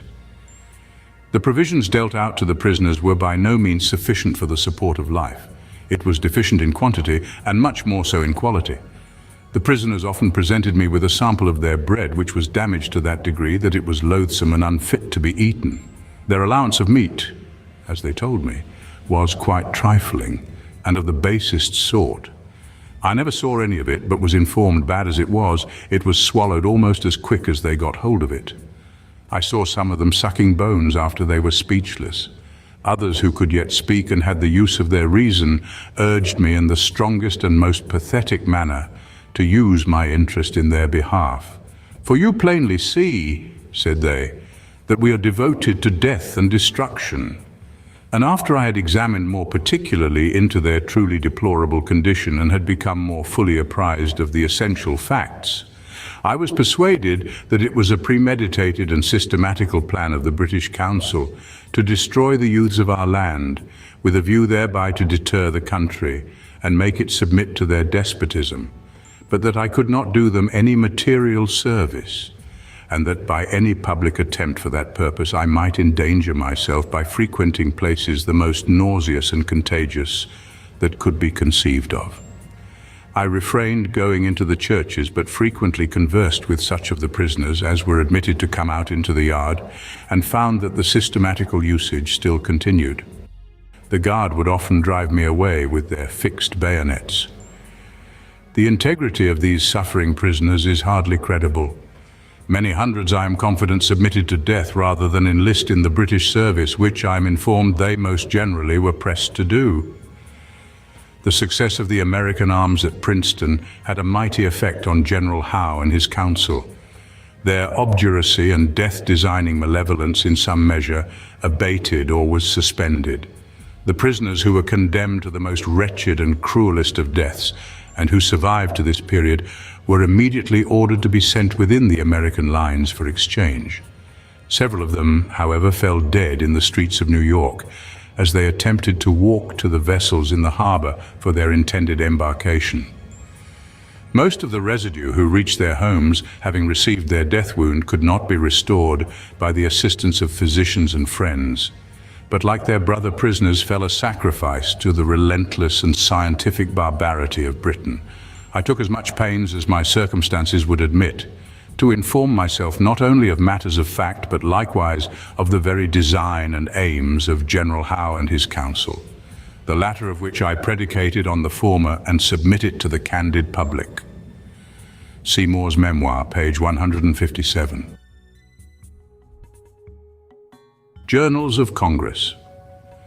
The following is an abstract of a report made to Congress by the Board of War, January 1778. It appears that the general allowance of provisions for each prisoner per day does not exceed 4 ounces of meat and the same quantity of bread, and ofttimes much less, and frequently so damaged as not to be eatable. Although the professed allowance is from 8 to 10 ounces, and that the prisoners have been treated in general, officers not excepted, with a cruelty scarce to be paralleled, and with the most studied and illiberal insult. That it has been a common practice with the enemy, on a prisoner's being first captured, to keep him 3, 4, and even 5 days without a morsel of provisions of any kind, and then to tempt him to enlist with the new levies in order to save his life. That there are numerous instances of prisoners of war perishing in all the agonies of hunger. That being generally stripped of what clothes they have when taken, they have suffered greatly for want thereof during their confinement. The British prisoners, on the contrary, were treated with the greatest humanity, as appears by the following resolution of Congress, passed January 27, 1776. Resolved, that the Committee of Inspection of Esopus or Kingston be directed to supply the prisoners there with necessary clothing, and also provide them with lodgings and provisions not exceeding the rations allowed to privates in the Continental Army on the most reasonable terms they can. But the worst is not yet told. The most horrible, the most appalling to civilized humanity, is the employment of savages as auxiliaries in war, and then paying them a stipulated price for the scalps of men, women, and children. This was done in the American Revolutionary War. A graduated price was fixed upon by British commanders for the scalps of soldiers, farmers, women, and children. The late Colonel Willett, who was second in command at a period of the war, of a body of American troops stationed at Fort Stanwix at the head of the Mohawk River, and hearing one day the firing of muskets in the woods adjacent to the fort, he issued out with a party of the garrison and soon met a little girl running with a basket of blackberries in her hand. On advancing further, he found her companion tomahawked and scalped. He afterwards overtook a party of Indians, some of whom he killed, and made prisoners of others, on one of whom he found an official paper signed by a British officer, stating the amount that was paid for the various scalps, as above enumerated. He sent this document to Governor Livingston of Jersey, who then contemplated writing a history of the war, but which he did not accomplish, and the paper perhaps has never been published. This statement was made by Colonel Willett a short time before his death.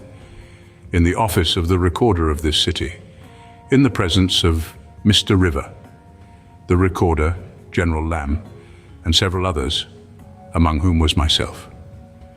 Even in the last war of America with England, at the taking of Little York, in Upper Canada, a woman's scalp with long hair was found in the council chamber, hanging behind the speaker's chair alongside the mace.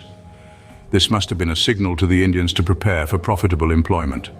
This fact is officially stated by General Dearborn and Commodore Chauncey. The scalp agent in this war resided at Malden and was well known to a friend of mine, the late Dr. LeBaron, United States Apothecary General, who told me that the office and duty of its incumbent were notorious and admitted of no doubt.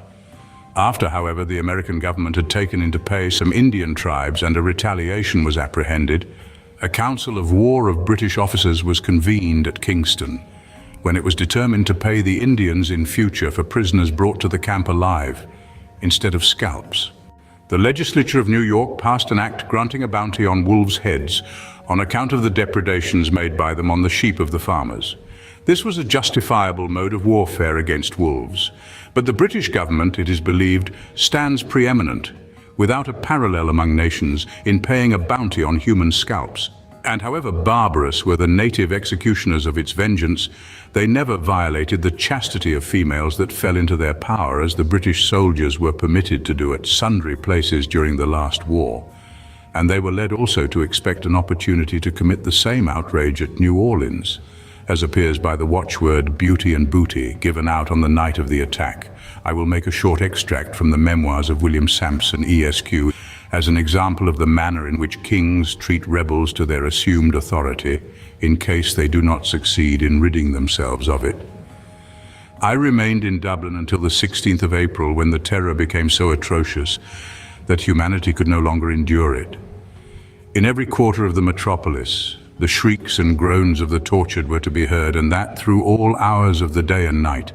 Men were taken at random without process or accusation and tortured at the pleasure of the lowest dregs of the community. Bloody theatres were opened by these self-constituted inquisitors, and new and unheard-of machines were invented for their diabolical purposes. Unhappily, in every country, history is but the record of black crimes. But if ever this history comes to be fairly written, whatever has yet been held up to the execration of mankind will fade before it, for it had not happened before in any country or in any age to inflict torture and to offer bribes at the same moment. In this bloody reign, the coward and the traitor were sure of wealth and power, the brave and the loyal to suffer death or torture. The very mansion of the viceroy was peopled with salaried denouncers kept in secret and let out only for purposes of death.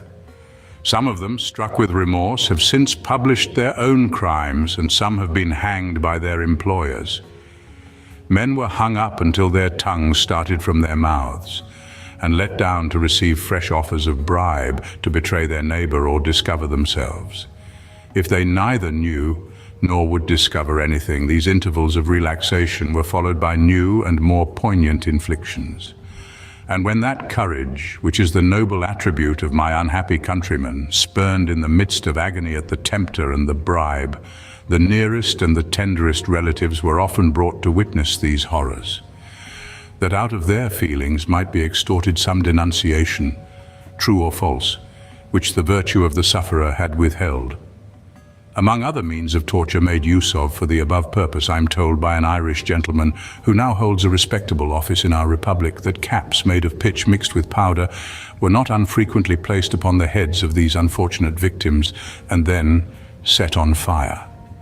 Unfortunate Poland, like Ireland, made a brave but ineffectual effort to shake off the despotism with which it is oppressed, and the following statement shows the humanity of its conquerors. Poland fell, neither from the valor nor from the number of her enemies. She fell from their all-pervading intrigues and the power of their gold. There was treachery in the midst of her camp and in the bosom of her councils, and to this foe no citadel was ever impregnable. Her fall was followed by greater outrages upon civilization and humanity than have ever been perpetrated in modern ages. Warsaw immediately became a pandemonium of massacre, rapine, and cruelty, of which not half the horrors have been breathed or written. The Russian prisoners were liberated, and revenge added its fury to the tide of their passions. Fathers and husbands pinioned for the dungeon and the gallows witnessed the dishonor of their daughters and wives. The sleeping infant attracted no compassion, and kneeling children were not spared. Similar scenes occurred in all the principal cities of the kingdom. Of the military and civil officers, great numbers were shot or hanged.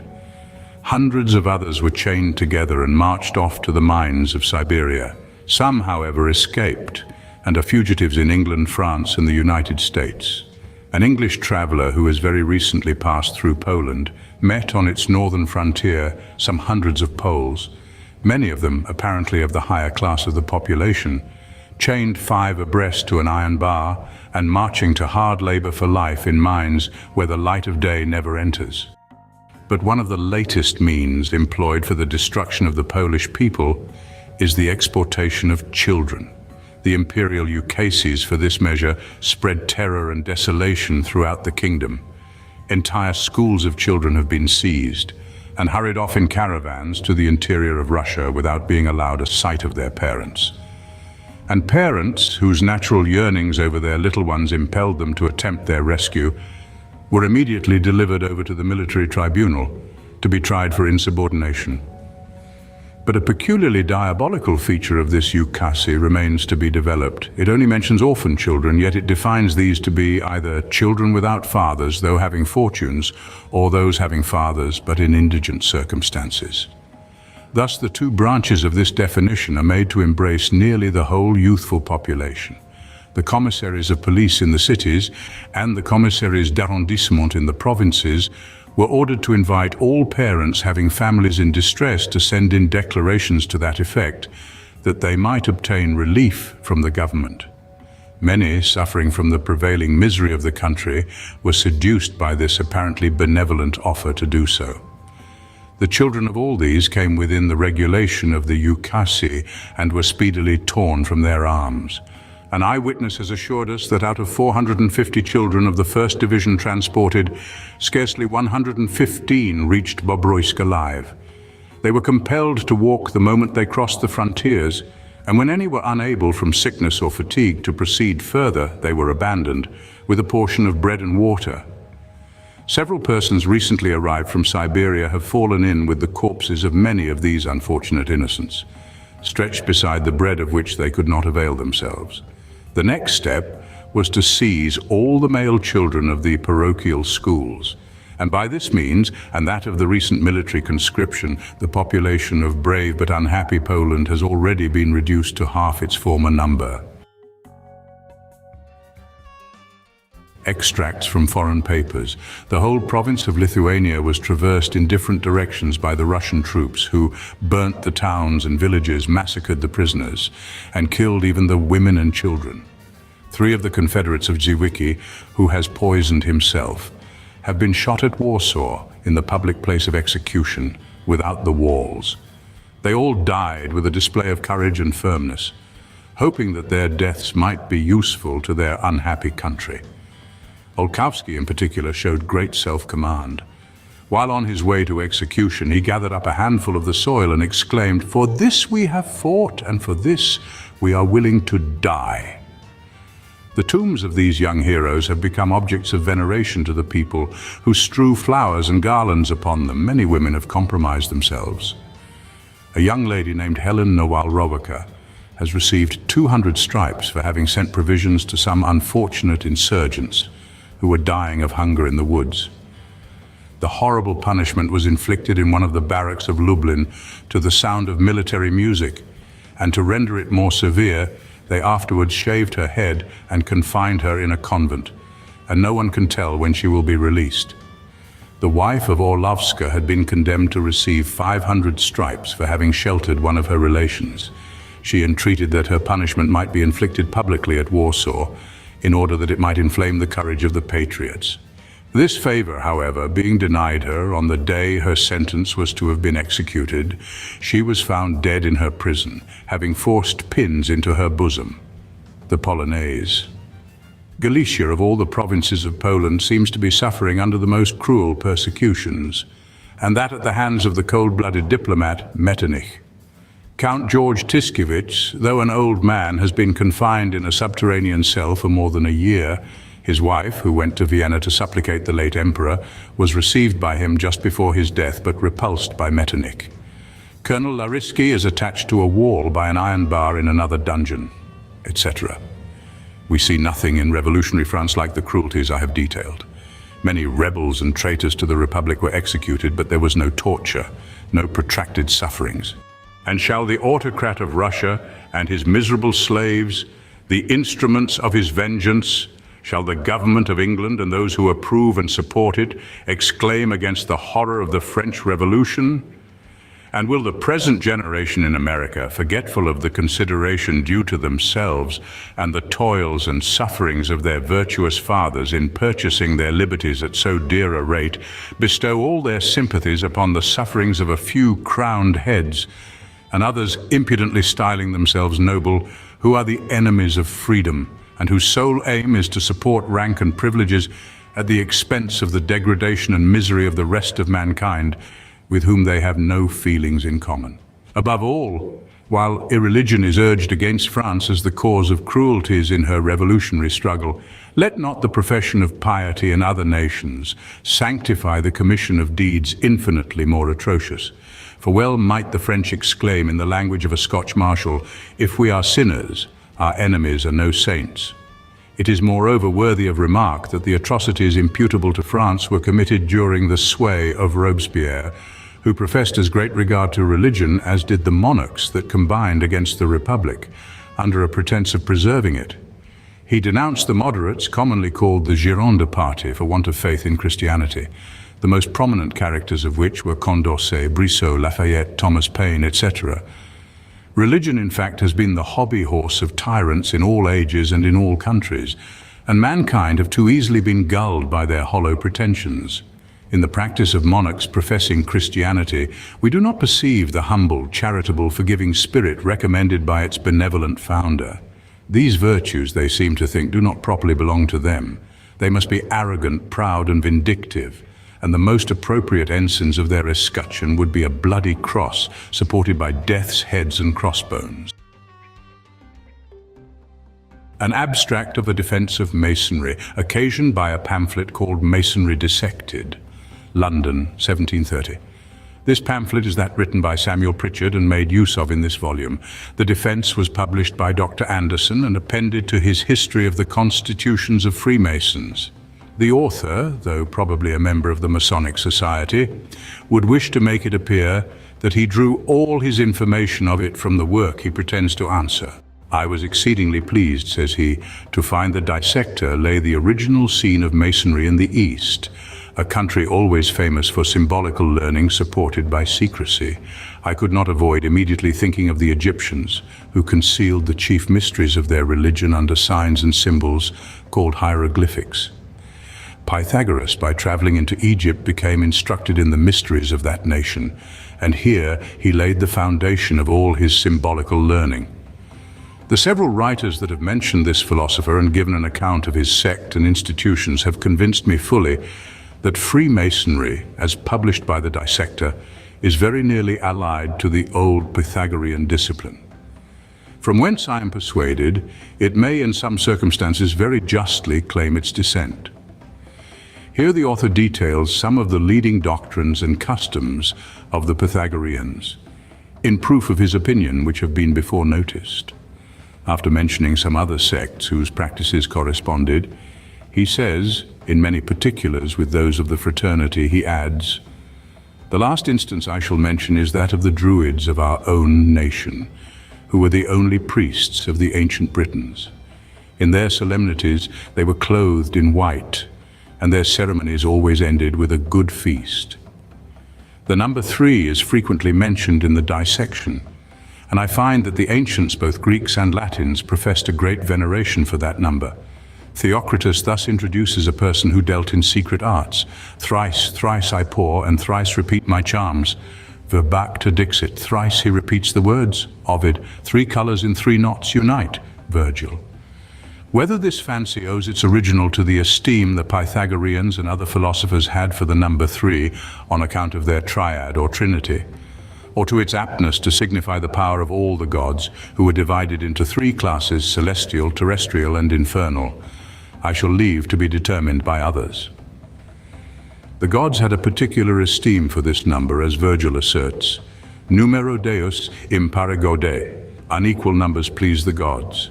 The sons of Saturn, among whom the world was divided, were three, and for the same reason we read of Jupiter's fulmen trifidum, or three-forked thunderbolt, and Neptune's trident, with several other tokens of the veneration they bore to this particular number. A particular ceremony belonging to the oath, as declared by the dissector, bears a near relation to a form of swearing among the ancients, mentioned by a learned author. The person who took the oath was to be upon his bare knees, with a naked sword pointed to his throat, invoking the sun, moon, and stars to be witnesses to the truth of what he swore. The accident by which the body of Master Hiram was found after his death seems to allude in some circumstances to a beautiful passage in the 6th book of Virgil's Aeneid.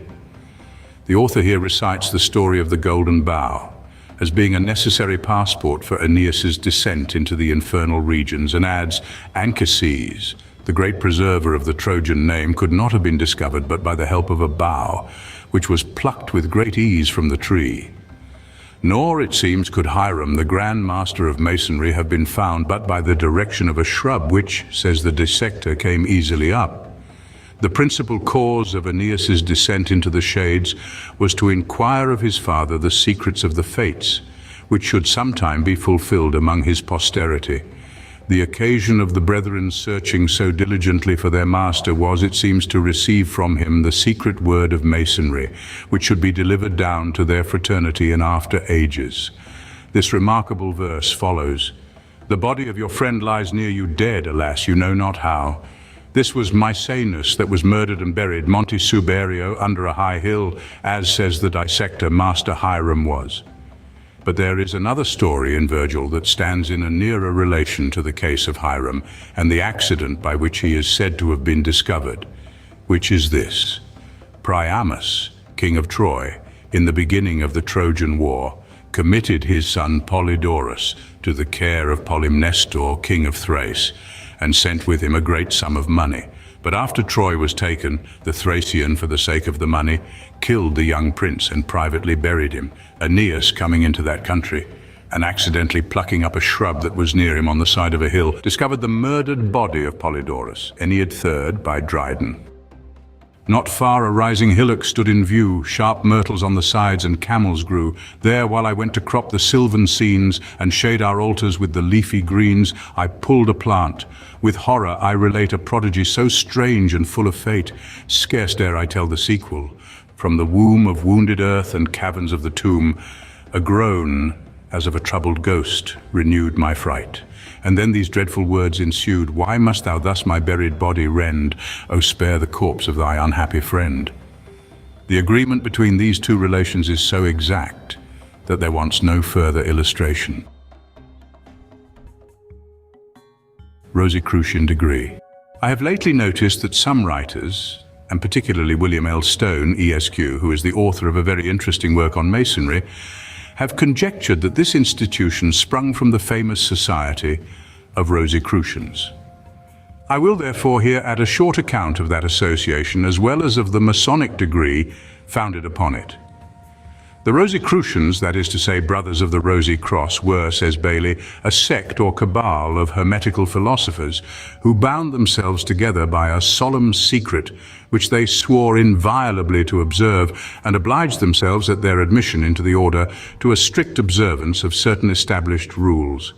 Their chief was a German gentleman educated in a monastery, where, having learned the languages, he traveled to the Holy Land, anno 1378, and being at Damascus and falling sick, he had the conversation of some Arabs and other Oriental philosophers, by whom he is supposed to be initiated into this mysterious art. At his return into Germany, he formed a society and communicated to them the secrets he had brought with him out of the East. They pretended to know all sciences, and especially medicine, of which they published themselves the restorers. They also pretended to be masters of abundance of important secrets, and among others that of the philosopher's stone, all which they affirmed they had received by tradition from the ancient Egyptians, Chaldeans, the Magi, and Gymnosophists. They pretended to protract the period of human life by means of certain nostrums, and even to restore youth. They pretended to know all things. They are also called the Invisible Brothers because they have made no appearance, but have kept themselves incognito for many years. This society is frequently signified by the letters FRC, Fratri Rorus Cocti, it being pretended that the matter of the philosopher's stone is dew, concocted and exhaled. The mystical importance which this society had obtained rendered it a fit subject for the manufacturers of Masonic degrees to found an order upon, which therefore was not neglected. The Rosicrucian degree seems, in Carlyle's report, to be confounded with that of the Knights of the Eagle and Sovereign Prince of Rosecross before noticed. The subject of both is the death and resurrection of the Saviour. The Master bears the same title in each. In the latter he is said allegorically to represent the person of wisdom and perfection, which gives him the title of most wise and perfect Master. The wardens are styled most excellent and perfect. The other officers swear prominent and perfect brothers. The brethren are called most respectable and perfect Masons. The allegory of the pelican forms a part of both degrees. The jewel of that of the Rosicrucian is a triangle formed by a compass and a quarter of a circle.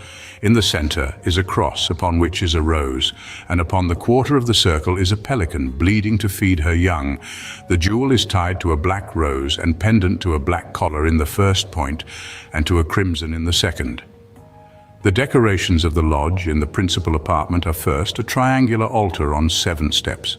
Behind it is a large transparency with a cross and a rose painted on its middle, and this inscription over it, Jesus of Nazareth, the King of the Jews. Broken columns are visible on one side of the transparency and a tomb on the other in the east, with 3 large lights in the west. Jam Satis. The Rosicrucian society is of a very different caste from that of ancient Freemasonry, which bears the most palpable marks of a descent from an institution established anterior to the Christian era.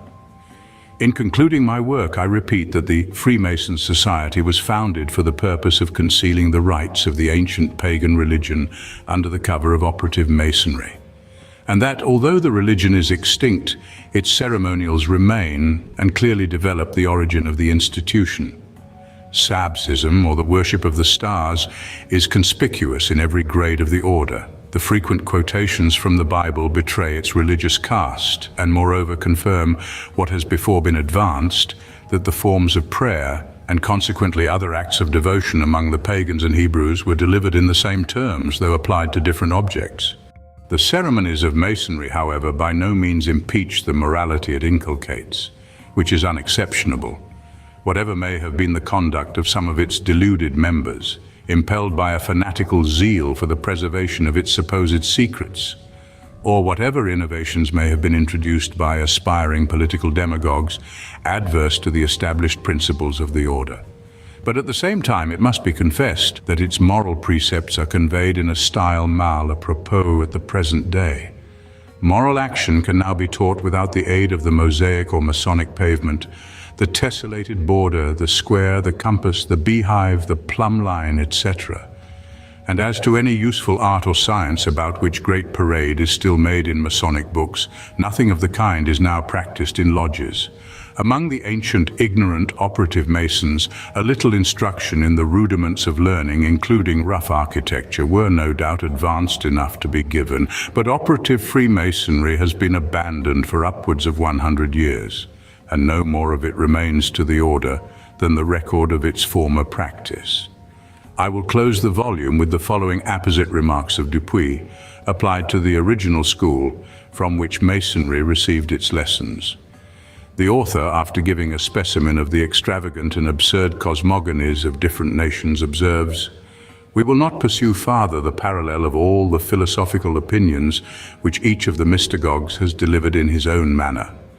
We confine ourselves to this example, which is sufficient to give an idea of the allegorical genius of the ancient sages of the East, and to justify the use which we have made of the philosophical dogmas that are known to us, to discover the sense of these monstrous fictions of Oriental mysticism.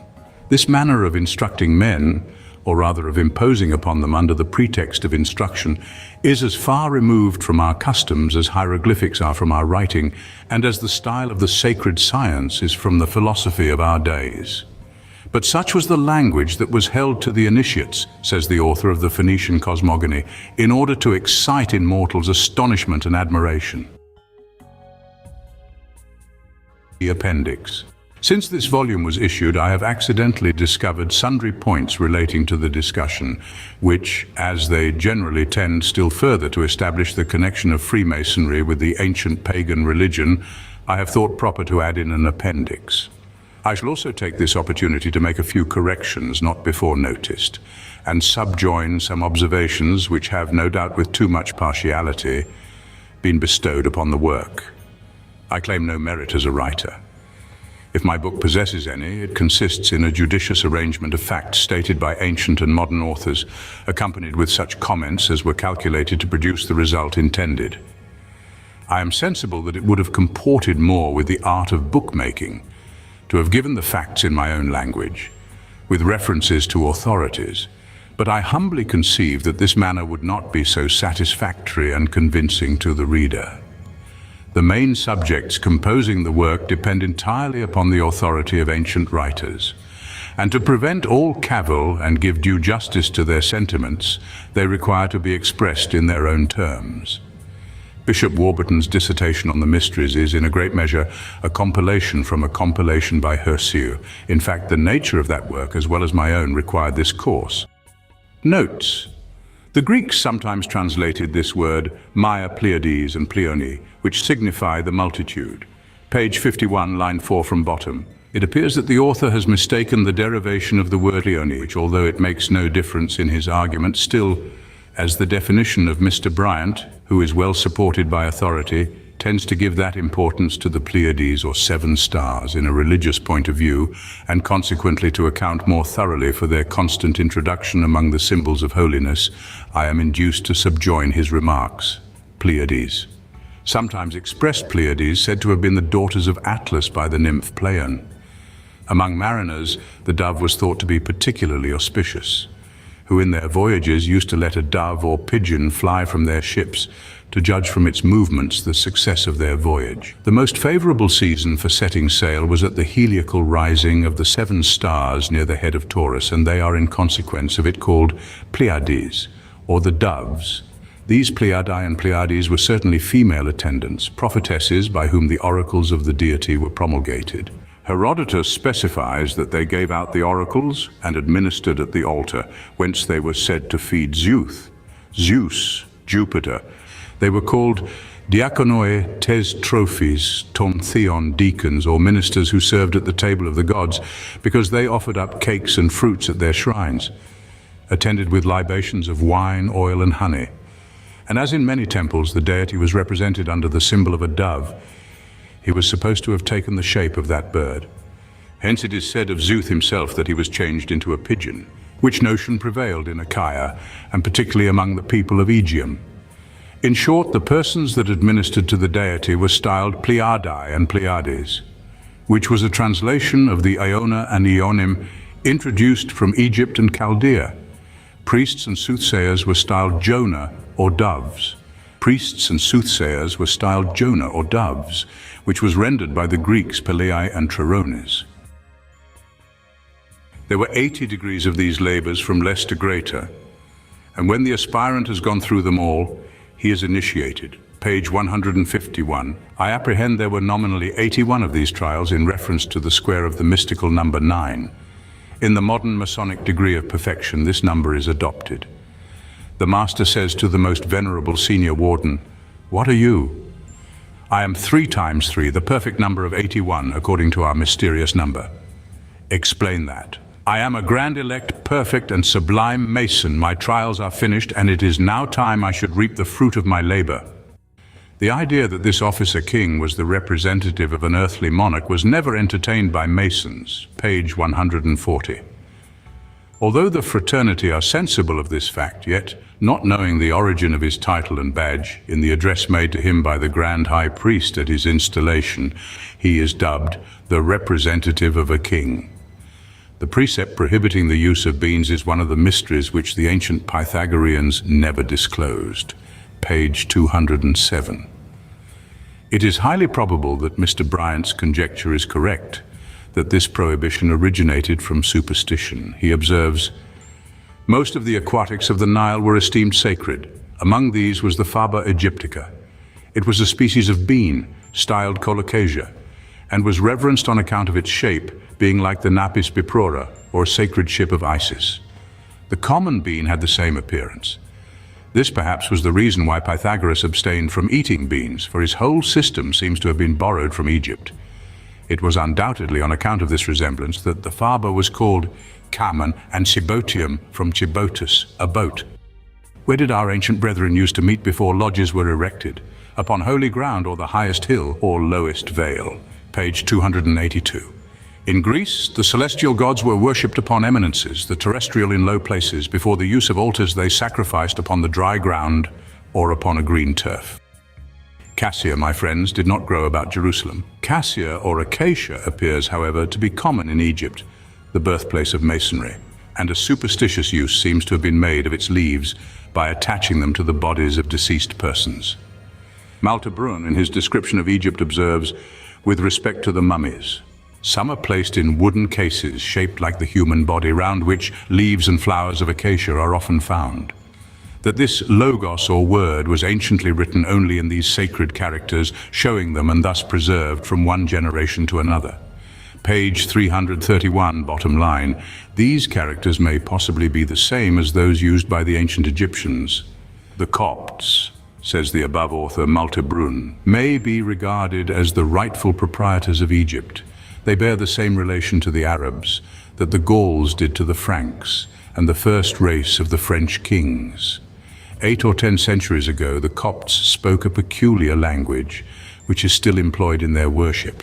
It is a relic of the ancient Egyptian, mixed with many Arabic and Greek words. For the adoption of Egyptian technical terms, which it seems was done by the Greeks in their worship, the priest Jamblichus gives the following pitiful reasons, in answer to certain queries or objections made by Porphyry. "You ask why of significant names we prefer such as are barbaric to our own. Of this there is a mystic reason, for the gods have shown that the whole dialect of sacred nations, such as those of the Egyptians and Assyrians, is adapted to sacred concerns. On this account we ought to think it necessary that our conference with the gods should be in a language allied to them, because likewise such a mode of speech is the first and most ancient, and especially because those who first learned the names of the gods, having mingled them with their own proper tongue, delivered them to us, that we might always preserve immovables, the sacred law of tradition, in a language peculiar and adapted to them. For if any other thing pertains to the gods, it is evident that the eternal and immutable must be allied to them. The barbarians are stable in their manners, and firmly continue to employ the same words. Hence they are dear to the gods, and proffer words that are grateful to them, and which it is not lawful for any man by any means to change. Thus much we have said in answer to you concerning certain names, which though they are inexplicable, should be spelled barbarically, yet are adapted to sacred concerns." Tilmer's translation, Jamblichus on Mysteries, pages 293 to 298. It is upon the principles set forth by Jamblichus, doubtless, that the Jew continues to perform their worship in the Hebrew language. There is a plate in Cross's chart containing the figures of an eye, the sun, moon, 7 stars, and Sirius the blazing star, and under these the figure of a heart. This I find to be an emblem of Egypt. 8, says Bryant, was a title of Ham, or the sun. It relates to fire, light, heat, and the consequences of heat. Egypt was likewise called 8, and as the heart in the body may be esteemed what the sun is in his system, the source of heat and life, it was therefore called 8, which was the reason why the Egyptians made a heart over a vase of burning incense, an emblem of their country. Perhaps a more substantial reason for this symbol arises from the supposed geographical position of Egypt. It will be seen by reference to the map of the world according to Herodotus, which is attached to a dissertation on the geography of Herodotus, etc., by B.G. Niebuhr, Oxford, 1830. That Egypt, and Memphis in particular, was in the day of that historian the geographical center or heart of the world as then known. Masons, not knowing the meaning of the symbol, have made a naked heart emblem of the penetration of the deity, depicted by an eye, which they denominate the all-seeing eye. Errors. Remarks on the work. The following remarks first appeared in the New York Sunday Morning News, and I am authorized to say were written by Samuel L. Knapp, ESQ. The author, in giving the title of the work, observes, "It is well known that there have been mysteries in every age and among all nations of the civilized world. These mysteries were incorporated with their religious creeds and thoroughly mixed up with the arts, sciences, and letters they possessed. Egypt has been famous for these mysteries for 4,000 years. The body of Egyptian priests were the literati and savants of the country, and with the outlines of their awful mysteries, we have proofs of their advancements and knowledge. The Magi of Persia had mysteries of equal solemnity, and to them of the same dread importance. The Gymnosophists, the Samanayans, and the Hylobians, in all their wild and wonderful forms of Indian worship upon the banks of the sacred Ganges, who gazed upon the sun without blinking, or stood barefoot on burning sands in the contemplation of divine wisdom, all had their mysteries difficult to learn and hard to practice. Greece borrowed and refined them, and the Romans took them from Greece. The mysteries of the Christian ages all came from these sources, but had little to do perhaps with the mysteries of godliness, further than as bands to hold the first Christian converts together. Some of the great minds of modern times have been engaged in searching out these mysteries, and with no small share of success. The last of these results we have before us in this work by Mr. Fellows. He was induced to take up the subject by the late agitation about Masonry, which produced so much conjecture and nonsense, with only a few good works on the subject, and these not sufficiently expansive to cover the whole ground. He came to the task with the calmness of philosophical inquiry, and with a spirit of perseverance that no labor could break down. And he has now, after several years' research, presented the public with a book that all should read who take an interest in the developments of knowledge. He has presented the subject in a clear and satisfactory manner. The book is full of learning that does not lie on the surface of general reading. This learning is all useful to those who would know the rise and progress of knowledge. If life is a web of mingled yarn, certainly human knowledge may with more propriety be said to be so, and we cannot pull a thread of warp or weft without finding out that there is magic in all its weavings, and no one can be said to be learned without understanding something of these mysterious combinations from the looms of ancient days. In this book, the youth may get more information in a few days than he would collect from scattered volumes which treat on these subjects for years, even if he knew where to look for them. And there are 100 chances to one he does not, nor has anyone to assist him to find them. Our public libraries should purchase this work as one of reference when any question of this nature should arise. And there is not a village in our county where great matters of history, philosophy, and religion are not discussed. Extract from a notice of the work given in the New York American. This book, says a capable correspondent who took the volume from our table and returned it with this notice, treats a subject of great interest to the learned world. It is composed of translations from eminent writers on the subject of ancient mysteries, accompanied with notes by the author, and dissertations upon the ceremonies of Masonry, their relation to the rites of the Egyptians, and those practiced in the celebration of the mysteries of Eleusis. The work is characterized by industry and the love of truth, and we think will afford to the reader many new ideas and lead to some startling inferences. It is curious that a work on the same subject has just appeared in England, which is highly spoken of, but which has not reached us. We have no time to follow the writer through his book or to give any quotations from it. His object is to prove that in the higher mysteries of Greece and Egypt, the unity of God was taught to the initiated, in opposition to the polytheism which formed the debasing creed of the common people. Of this there has long been no doubt. That Masonry also inculcated the existence of one supreme governor of the universe, that its emblems are mainly derived from Egyptian mythology, from the worship of Isis and Osiris, and the strong astronomical character which everything Egyptian bears. And so far as we can judge, we think the writer has been successful.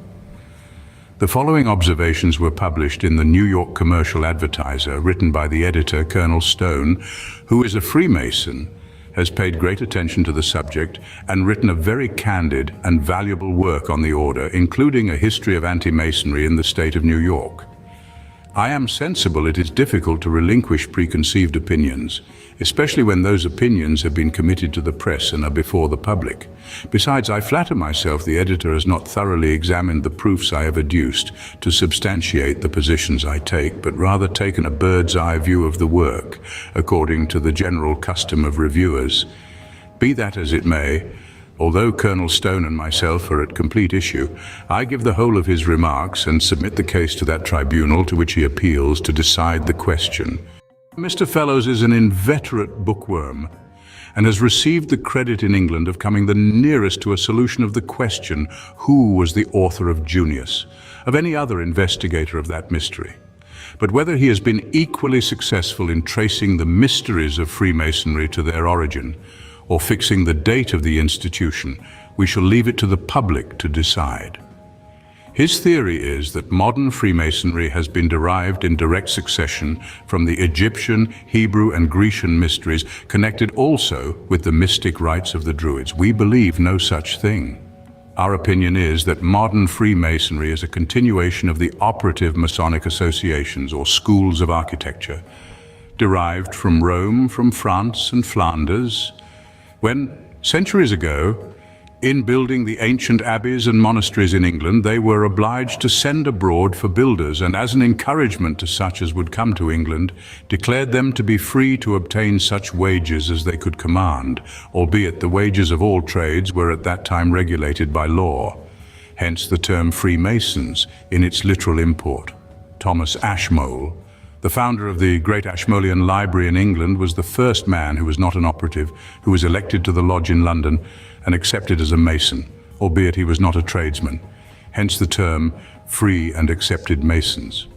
Ashmole was the last of the Rosicrucians, and in joining the fraternity, he introduced various Rosicrucian ceremonies, which ceremonies had been derived from the Druids and other ancient mystics. On the revival of Freemasonry in England during the reign of Queen Anne, various other forms and ceremonies were engrafted upon the institution, now become an entire new order, as it were, the notion or idea of which mysteries and ceremonies had been derived by the members from their reading of ancient history. Such, in brief terms, in our view, was the origin of the rites and ceremonies of modern Masonry. And so far and no farther is it connected with Pythagoras and the Egyptians. But aside from the question of Freemasonry, Mr. Fellows' volume is valuable in many respects, most especially as a repository of old and curious learning upon all matters and points connected with the subject which he has been investigating with so much diligence and labor. It is well worth double its cost. In one thing we entirely concur with the author, viz., the frivolousness of the Masonic ceremonies and the folly of continuing them. Copy of a letter from Mr. Benjamin Mayo. Philadelphia, September 1835. Sir, I received a letter with a volume, Ancient Mysteries and Freemasonry, as a present by Mr. Morrison, superscribed to my name and residence. Being at the moment engaged in a lecture to a class, I did not open it till after Mr. Morrison's retirement, when I presently discovered the mistake. Dr. Robert Mayo is the author of Ancient Geography and History, as will be perceived on reference to the title page of the work. He published it about the time that I published 2 works on natural history and philosophy, and that is the reason, probably, that I have been frequently taken as the author of Ancient Geography and History. The doctor is not in this city at present, nor I should have done myself the pleasure to transmit the receipt to him immediately. Having accidentally got possession of Ancient Mysteries and Freemasonry, I did not fail to take a rapid glance at the contents of the work. I could not but admire the seasonable moment of its appearance and how well adapted it is to correct 1,000 errors and do away the numerous false impressions which prevail at present on the subject of which it treats, particularly as it has been made a step in the ladder for political aspirants. It has lifted the veil, resolved the arcane, and successfully traced to its legitimate source alike the mystery and the insignia. The work ought to be in the hands of everyone who will suffer his tongue to utter an opinion on the subject. The style in which it is written, its manifest candor and impartiality, and the handsome execution of the work itself are at once calculated to do honor to its author, render it a vehicle of valuable intelligence and an ornament to the library. Wishing you success, sir, commensurate with your patriotic design and your arduous labors, I am, and C. Benjamin Mayo. Letter from ex-President Adams. John Fellows, ESQ, New York. Quincy, the 2nd of November, 1835. Sir, accept my thanks for your obliging letter, dated in September last, which I duly received, together with a very learned work upon the mysteries of the ancient Egyptians, Pythagoreans and Druids, and an inquiry into the origin, history and purport of Freemasonry. Considering the institution of Freemasonry as founded in imposture, historical, religious, moral and political, every historical research relating to it becomes interesting to me, because no honest inquiry after truth can come to any other conclusion concerning it, that the only means of wiping away the stigma presently attached to the society is not the abandonment of the oath.